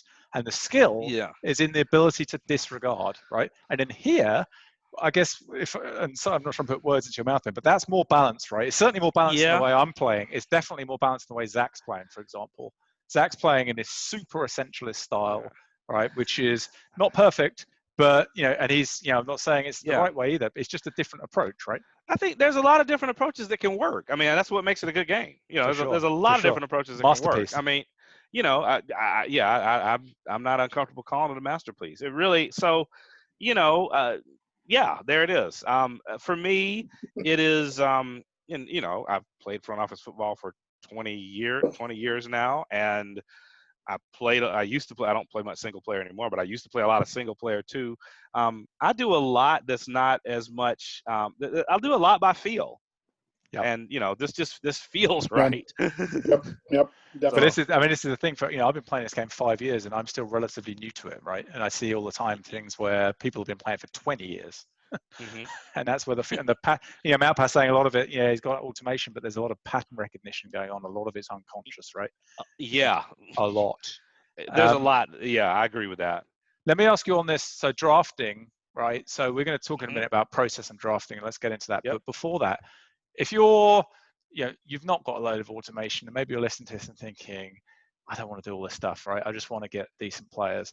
What's the 80-20, right? So we had a bit of a chat with Mark about it. I'm not sure maybe Quick and I could have focused on this more, But if you're just somebody who doesn't want loads of Excel and stuff in their life, they just want to get decent players. So maybe Analyzer. Maybe they've installed Analyzer. I was going to what? say you need. I would say Analyzer only. All right, but then what do you do in Analyzer? Use the presets. Oh, sorry. Oh, you're going to hit the presets. You're going to play with the weightings. How are you going to use Analyzer? I'm going to use Analyzer. Let me pull it up. Where's the share button? There we go. You know, I'm going to use Analyzer as a guide. Share. So let's just see. And I don't have great weightings anymore. I haven't changed them in this version. So yeah, like that guy, like. There we go. So there we go. I'm just going. Can you see Ben's screen now, quick, with Analyzer on it? Yep, yeah, it's good. Cool. I bet this was the other wide receiver I was looking at this pick. So, you know, I'm just kind of trying to Analyzer. I put weightings in based on sort of what I want to see, you know, in players, and it's kind of a trial and error. When I used to really use Analyzer, I would go back after a draft and, you know, edit my weights in such a way. Why didn't I find this guy? You know, this guy didn't show up. Why not? Okay, he was super mass. I just would have missed him. Analyzer's not going to find that guy. Or, you know, his combines were low and his Analyzer's not going to find that guy. Or, oh, that guy, I mean, if I had seen him, I would have picked him. But he was number 40 on my list in Analyzer. And so I need to get him up to number 20. So, so I can, you know, and so I can look at him. So, yeah, if I use Analyzer and a pick comes up, you know, I'm scrolling 20 or 30 picks. Right. So you're not trying to account for premium positions in any of that stuff. You're just trying to sort of, he looks okay, I'll go there. You know, like that's, I mean, I guess I've not used Analyzer for a while. I think it's brilliant. It meaningfully changed my relationship with the game when I first got into about a month or 2 months into playing the game. When I found Analyzer on FOFC, I was just like, okay, this is getting serious. It's like another step of immersion for me. This isn't in your process now, right? Not really. I will look at it. I will look at it sometimes. But for example, you know, if I'm like late in the draft, I used it for NFL, which my pick could be coming up anytime now. So there is nobody left in the NAFL draft that I want right now. So, you know, I might go all right, fine. Let's go find somebody who's a chemistry match that has a high special teams bar. Yep. You know, I might do something like that. How much do statics matter to you? They are part of the puzzle. They're not the entire puzzle for me. And I think, let's see. If I had you know, 60, 65 or lower type scouting, I would say they're more, I would put them higher on the list. So again, it kind of depends on how good's your scouts. If your scouts are good, you know, static bars are nice, but all bars are nicer, you know. I mean, I think the reason why I ask you the question is because somebody asked on FOFC, how do I set Analyzer? And I said, look, if you're just not really understanding about how the game works, the innards of the game, just leave the presets on, jack up the statics, and pick the guys off the top of the board. And that was my advice to a complete newbie. I don't get the sense that Mount Power wasn't there either, I think, on sort of the importance of statics. Some people draft way heavier for them than others. Yeah. I would say, you know, jack up route running, jack up hole recognition. I think I said that too. Jack up sense accuracy, you know, accuracy for quarterbacks, hole recognition for running backs, route running for wide receivers, man-to-man and bump for cornerbacks. Power stroke technique for the technique for D7 guys. Yeah. So yeah, I would, you know, I would do a little more than just static bars. There's some non-static things that are important. Okay. But yeah, but that's the 80-20 on Drafty, right? Get Analyzer, do that, and then spend some time with Analyzer. Yeah, you're going to be league average even in the top tier multiplayer leagues. You're going to be league average if you do that, in my view. And then roughly. Because I mean, what it does again, the draft classes are so huge, and sometimes it's the number 300 player in order that's a good player. that's a 60-60 player. Analyzer helps you pull them up to the top and see them. Yeah. There's too many players to look through. Yeah. Yeah. Okay. And then, so that's the kind of newbie end and the sort of beginner to intermediate level, right? Yeah. I don't propose to get into this in close detail, but like if you were, some people get into this game and they get into the drafting, but I was one of them, and they suddenly get hardcore analytical about it. And you end up, that it starts going a bit wrong when people start learning. They're trying to teach themselves SQL, Python, R, all these languages. I mean, I've learned the rudiments of Python courtesy of this game, which I never thought I was ever going to do, but it's something I've always wanted to do. And the way this game spits out these files, we call them the CSV files. It's just loads and loads of data. The game spits them out. It's pretty cool that it does that. And then people automate. And for me, I wanted to learn these things for two reasons. One, just intrinsic interest in these things. And then the second thing is it automates the game super heavy for me. So I can now play, not to my best of my abilities, but I can play to a serviceable level in like a couple of minutes a day, right? Which is what I need in my life, Absolutely. right? Absolutely. So what's like, help me like a little bit. I'm not asking you to tell me the nuts and bolts of your process if you don't want to do that. But if you've got somebody who wants to go into that rabbit hole, what technologies have worked best for you? What would you say to them that they should do? So, Quik talked about me learning coding skills. So yeah, it was 2008. The last time I had taken any class whatsoever in computers at all was my senior year in high school, 1987. So it was 21 years later that I hadn't written a line of code, hadn't done anything with coding. I didn't take a single programming or computer science class in college. But it was fun. It didn't have anything to do with trying to get better at the game. It was just, hey, I want to calculate some stats that the game doesn't calculate. Yep. I think it was like yak per catch, yards after catch per catch, the average. I just wanted to see that. I wanted to be able to calculate some stats. So I learned PHP and MySQL. The two go together. SQL is where you store the database. PHP is the language that pulls it out and displays it on the screen. So that's what I did. And they're free. PHP, MySQL are free. Yep. And you can set it up on a local machine. So I have a MySQL. You see MySQL work that I've done out on the internet, but there's a program called Easy Dev something, I don't know, but I have my computer is a SQL server now. So I have a local copy of a database for leagues like NAFL. I have a local copy for the stuff that I want to see. The other thing you can do if you get good at that, this is I'll plug this. Some heads might explode at this one.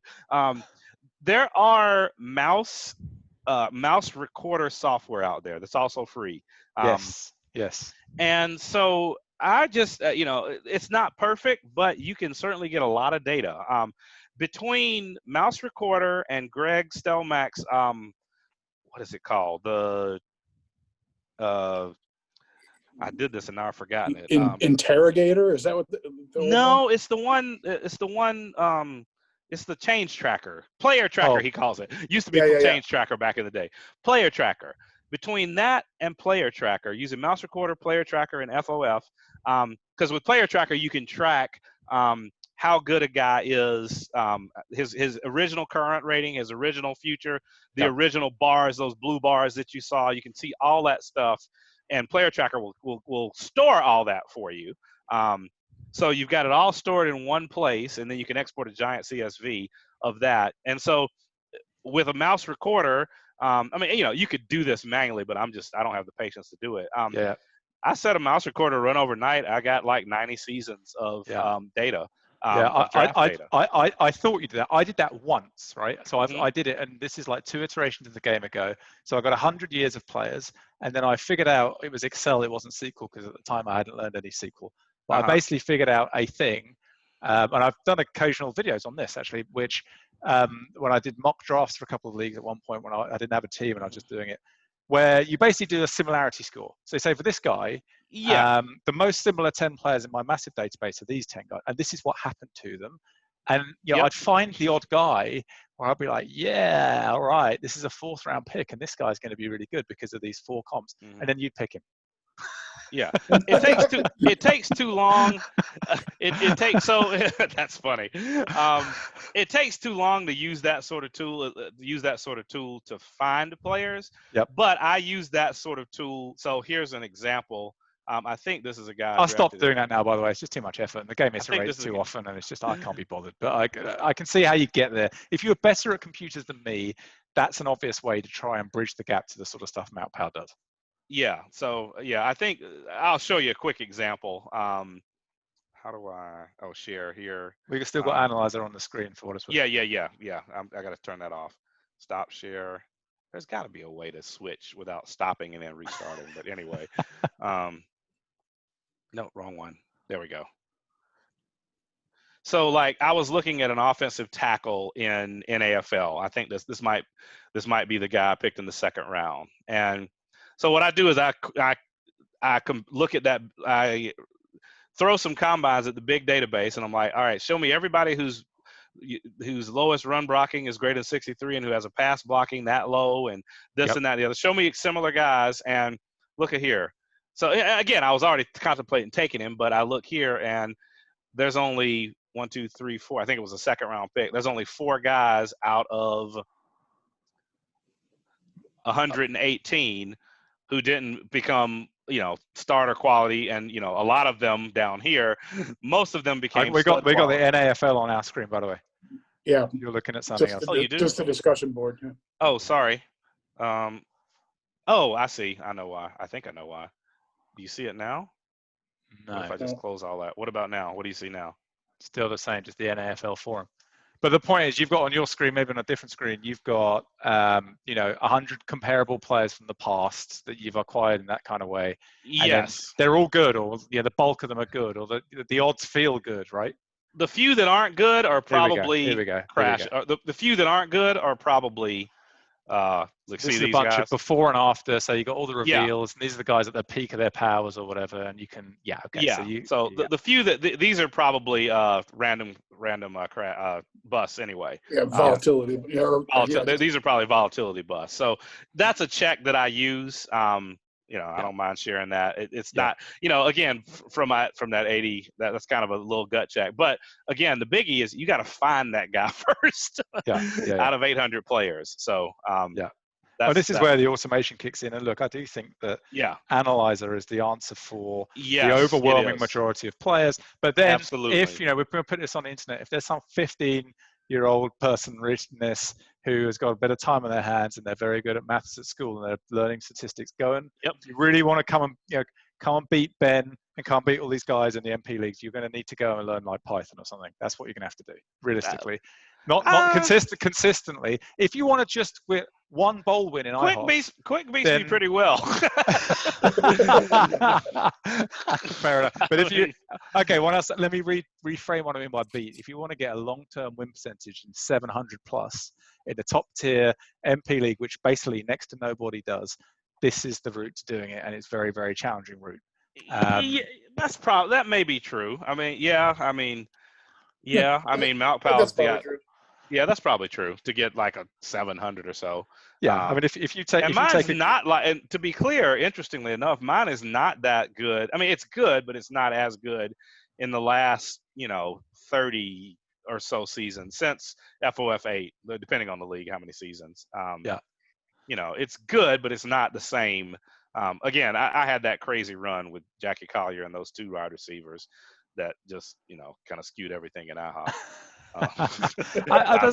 That's promising, because I guess it says something. Look, is there enough parity in the MP football, front office football world? Probably not. Is there some parity? Yeah, there probably is. There's probably, I don't know who the most recent winners are. It's probably Zach and Eli, right? I don't know. Who are the most recent winners in IHOP? Is it literally Zach and Eli? I won the conference last year, and I lost to somebody. Who did I lose to? I think it was Zach, right? Was it Zach? I lost to him in CCFL too, didn't I? Yeah, I think so. I think I did. That's sort of where we are right now. Well, but my point is, if you're a 15-year-old guy and you're watching this and you've got, you're good at statistics at school, you're probably in the right place. And these are some of the routes if you want to get to the very, very top of the game. I'm not saying it's the only way to do it. There are people who play. But if you try and do it in a data-driven style, there's some of the things that you could do. Should we talk? We haven't really talked at all. This is all off-season. We've been talking for a while. We've not even got into like playbooks, game planning, the season, any of Yeah. this stuff. We're not going to really cover it all in close detail in however much time we're going to keep going. But let's talk about, because we're still trying to go roughly stage by stage. And so if you're at training camp and you're doing cuts to 70, and that's the world of position switches, and Quik and I have talked a lot about chemistry, the mucking about with position switches, weight training, all this stuff. We've talked, I think, a lot about that. Is there anything that jumps to mind for you in all of that you think is worth mentioning as we go through stage by stage? Well, I go back. Like I said, I think weight matters, height and weight matters, and getting it in the right range that the game prescribes. Again, it's virtually impossible to test that, but there was so much attention and energy put into it that I don't think it can't be just smoke and mirrors. So there's that piece of it. Hold on, I lost. What do you think about? Here's one theory that I've heard, which I actually think I might subscribe to, even though it's quite contrarian. Mm-hmm. Outlier guys in the draft often come up and kind of surprise you. And the one that really gets me is that sort of 250. Short 250 inside linebacker with a really high pass rush technique bar is actually a dominant pass rusher. You just have to see it's there, right? Yeah. So generally speaking, I think maybe new players haven't really noticed this.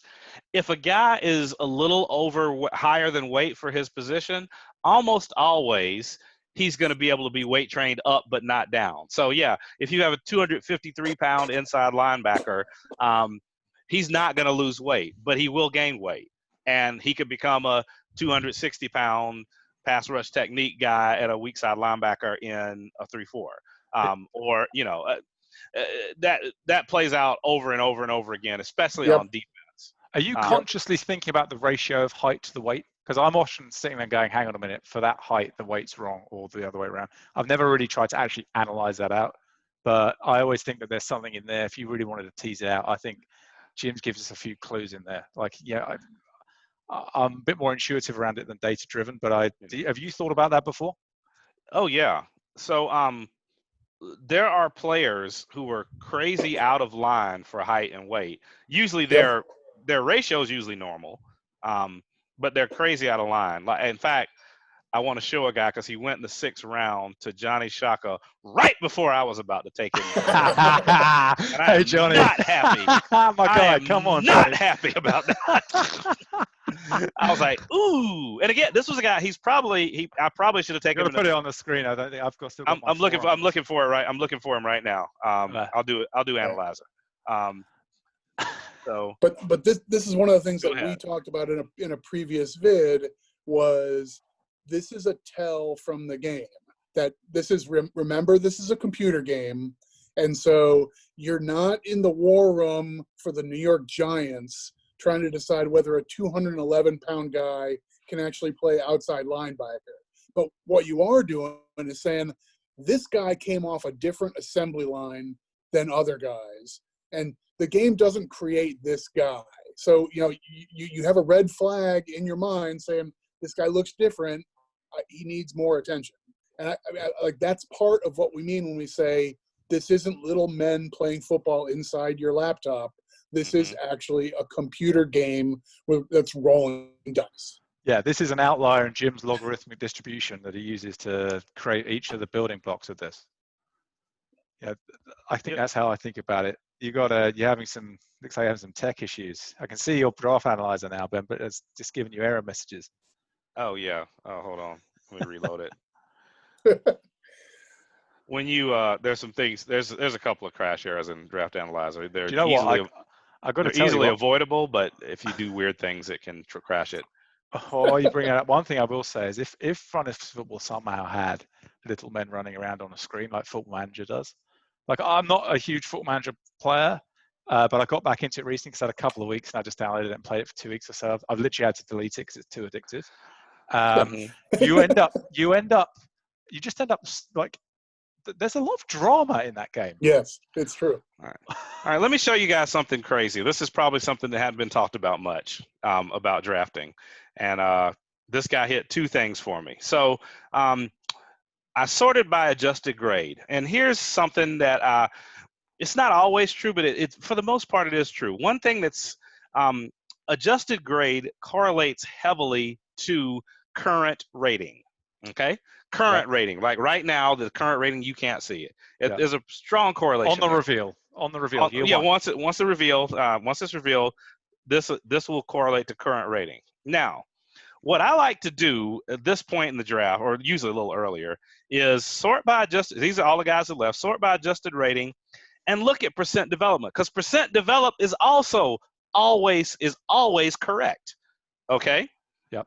So if I have a guy that has a high current rating and he is low developed, here we go. He has a low percent developed.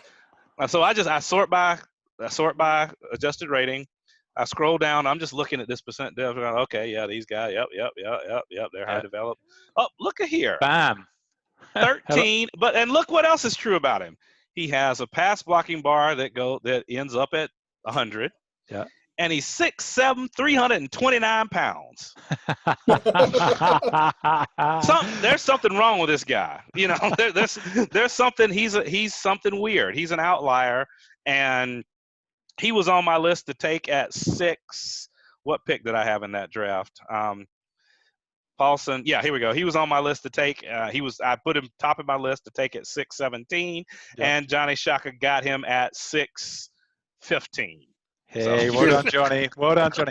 How much are you looking at these guys? This is a big thing that seems to be emerging as sort of the people with a data-driven approach to this game.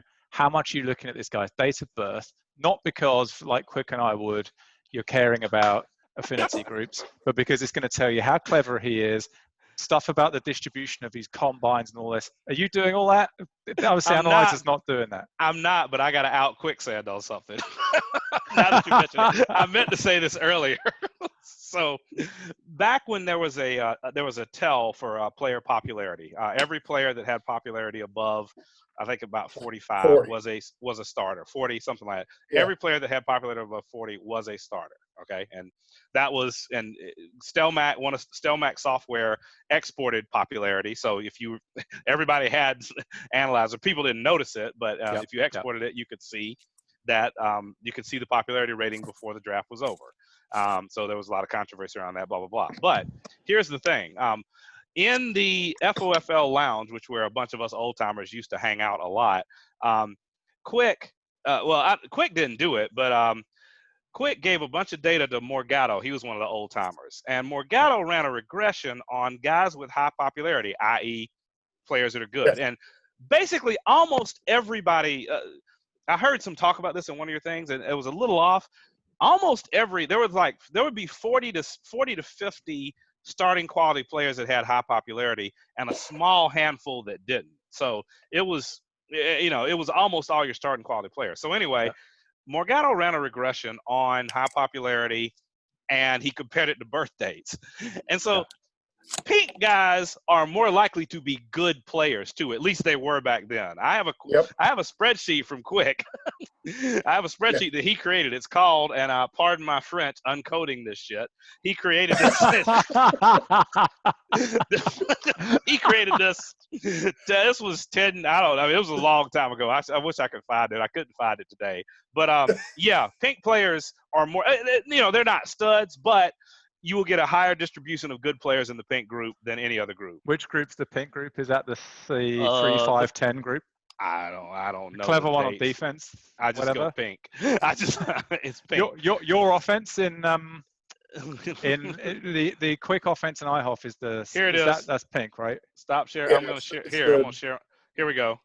So that's 7, 8, 11 group, I think. Oh, I forgot to mention this. There it is. And again, this was several iterations ago. This is probably more than 10 years ago, but look at here. Popular players, plenty, some.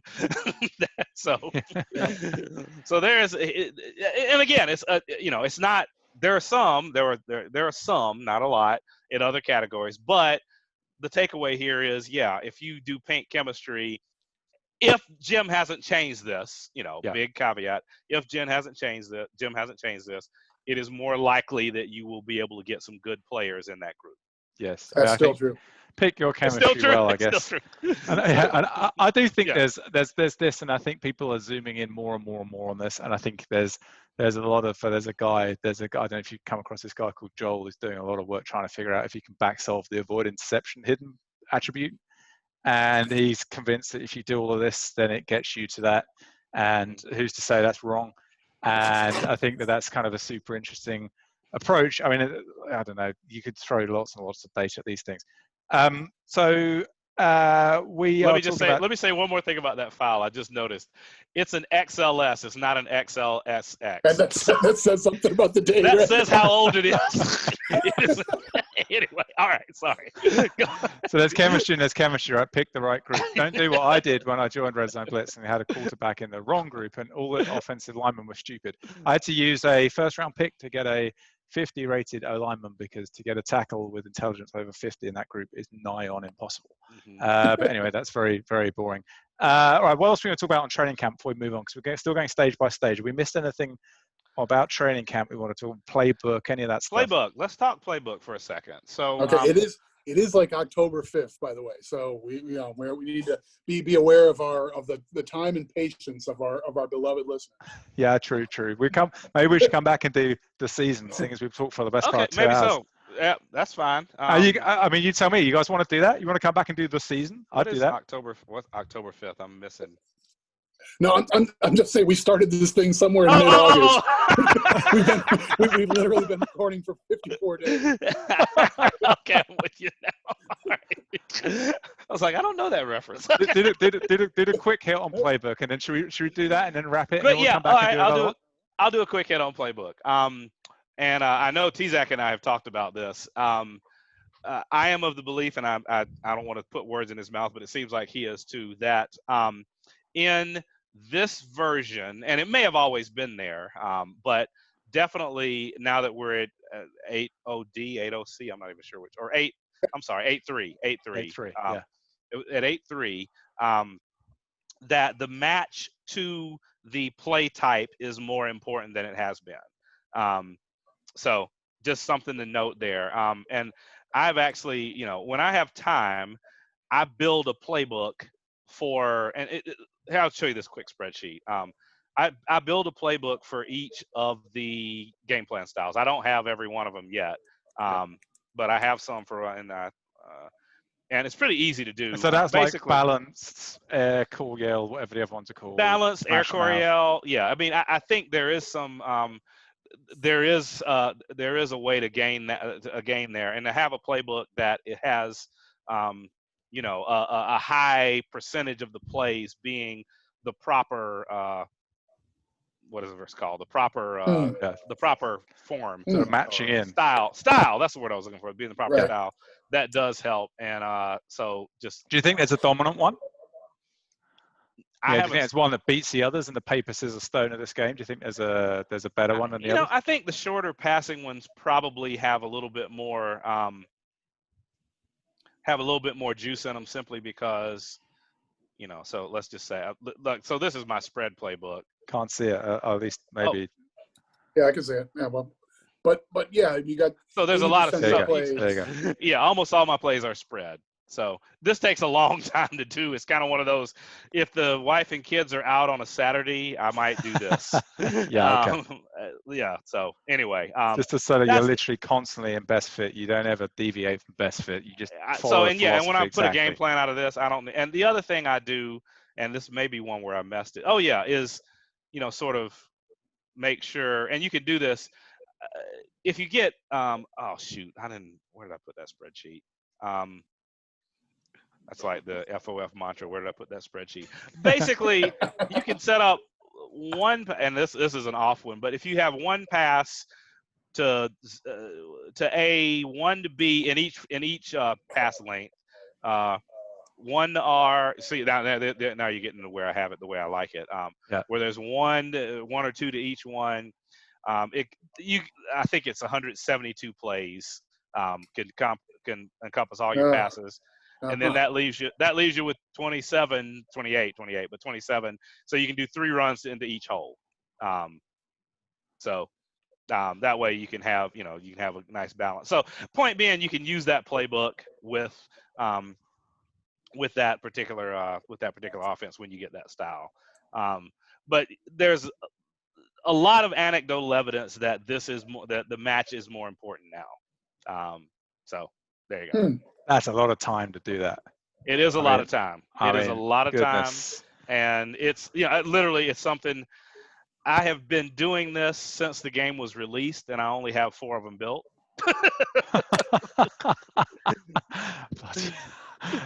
Well, because Jim said at release time that the play type wasn't fully implemented yet, or something like that. The play matching or styles weren't fully implemented yet, but he was working on that for the patches. So, and in one of the patches, he says something about doing that.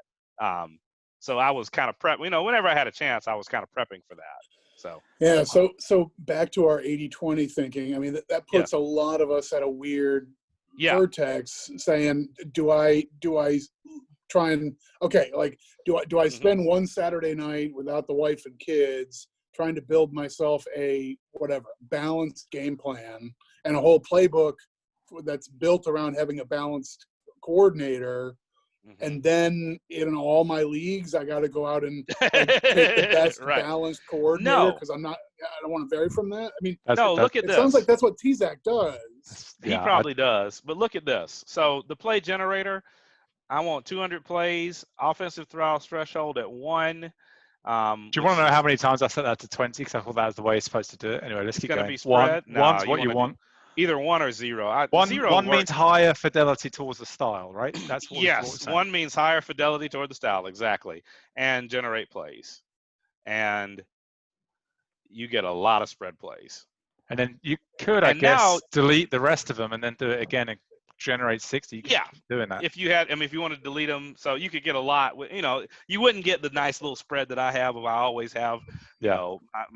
My Z receiver has 2 plays that are 7 routes. You wouldn't get that. I'm prepared to bet though that someone that does that and does 3 or 4 iterations of that gets high style and then hits Rex is better than league average. I'm prepared to bet that's true. Yeah. And then with taking the other side of that bet. And with the guided play generator, you've got more. You can say, I want more pass plays, and I want, I'm Ben, so focus on the tight end or whatever. I want to throw it a little bit deeper, blah blah blah. Yeah, I want to focus on. You see where my tight end receiver, put my Z up there, and confirm. And so now, bam. I think this doesn't apply to. Yeah, this doesn't apply. Yeah. So, but point being, you can get your play matching using the add play. And let's see what happens with 0. I can't remember. There was a time that 0 wasn't quite working right, but 1 was the way to go. That 0 looks like it's working fine. So, yeah. I mean, look, I think there's obviously a lot in here. I wouldn't even begin to feel like I was competent in discussion about game planning. There's a lot to know. Just thinking, cut it off now. Just thinking from a timing point of view. I mean, I don't know how you guys want to do it, but there's loads I'd like to cover. Yeah. So since we're in playbooks, I want to say one thing about play creation that has seemed to work for me. And, it's hard to tell. Again, there's so many ingredients to the sauce. It's hard to tell if this is why. But since the patch in particular, it's been interesting. Where the patch, for those that don't know, the 8.3 patch greatly reduced passing in general, the effectiveness of passing. One thing I've noticed is that I've had a little bit of reduction on my teams, but not a lot. And I think, it could be because of this and that and the other and the talent, blah, blah, blah. But the fact that it hasn't reduced, I think it's because I've focused on, the styles. And the other thing I focus on when I'm creating a play, again, if you're creating a play or even using a play, is using plays that hit different pass distances. In other words, if the primary receiver is running a 7 route, downfield and out, then I'm going to have the secondary maybe run a 2 route across the middle and short. Right.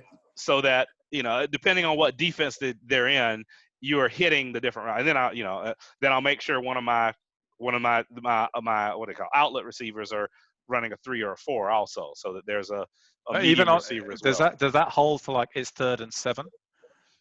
Because at third and 6, I want everyone to go and run 7 yards and stand there. I don't want people going past it. I don't want to minimize the probability by making in the NFL too. Why do they go 15 yards? You only need 7. Just turn around and box yourself out and just stand there and wait for the ball, right? Why don't they do that? Because the safety's thinking the same thing, right? Yeah. So get 5 yards behind the safety. Right, but go and draft a bigger guy than the safety. I mean, like, anyway, whatever. No, for me, because if I create plays, those are the plays I've created. Yeah.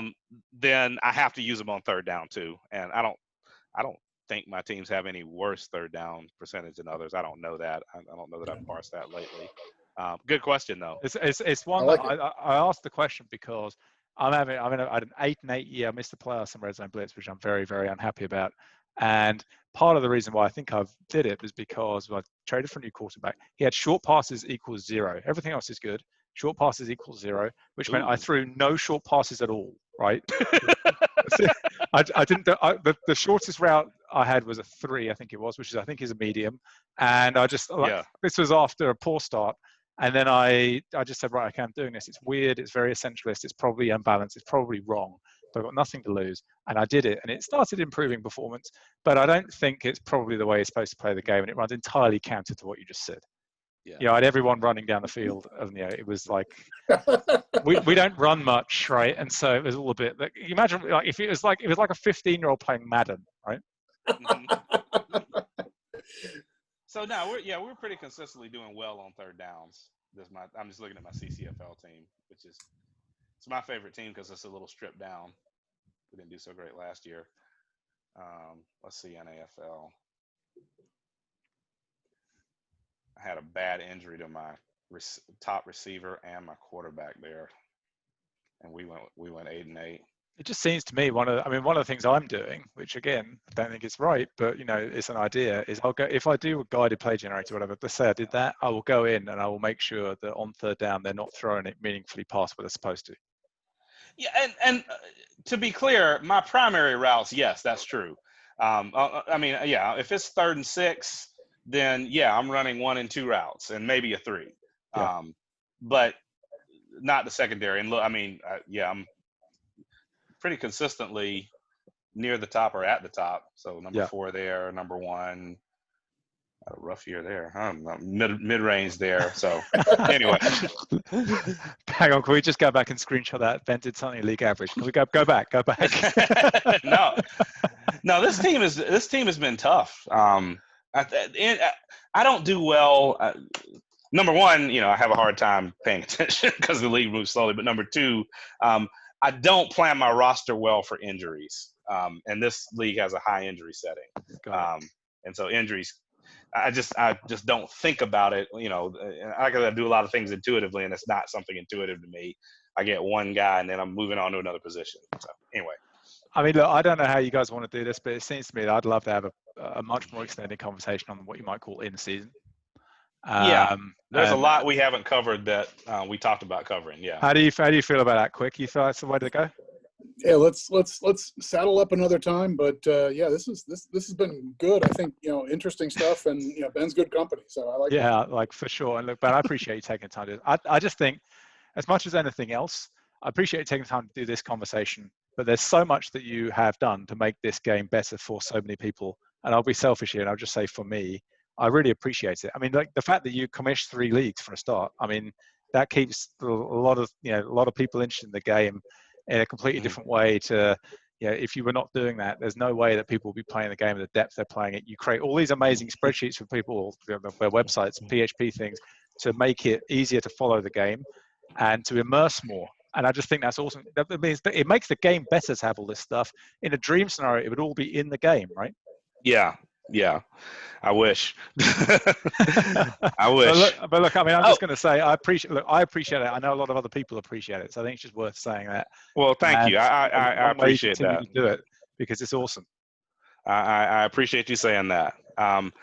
Hey, if you didn't notice, Jim did post an update that nothing huge, but that he's going to have an announcement, I think, by the end of September. Kind of how he's going to go about doing things? Kind of what's going to happen next, yeah. Yeah, okay. Well, look, I mean, obviously, we all wish for Jim to kind of really sort of reach for his, he's got a lot of things that he's been thinking about, I'm sure, and we all kind of hope that he comes and really puts some amazing. I mean, the amount of value that Jim has given me and us as a community is huge. So long may that continue to. Yeah. Mm-hmm. All right. Well, look. He said, I believe I'll just go. I believe I'm close to a decision. We'll post this information soon. If I don't have anything by the end of September to update by the end of September, I will post again at that point, regardless. So. Right. Well, we'll find out then. And until then, we're going to keep playing 8.3, I guess, as best we possibly can. There you go. Anything else we want to cover before I figure out how to click stop recording? Anything else? No, I think we've got enough stuff that we didn't cover that All right. And we've been going for 2 hours. All right. Well, look, thanks, guys. I'm going to hit stop here. Hang on a sec.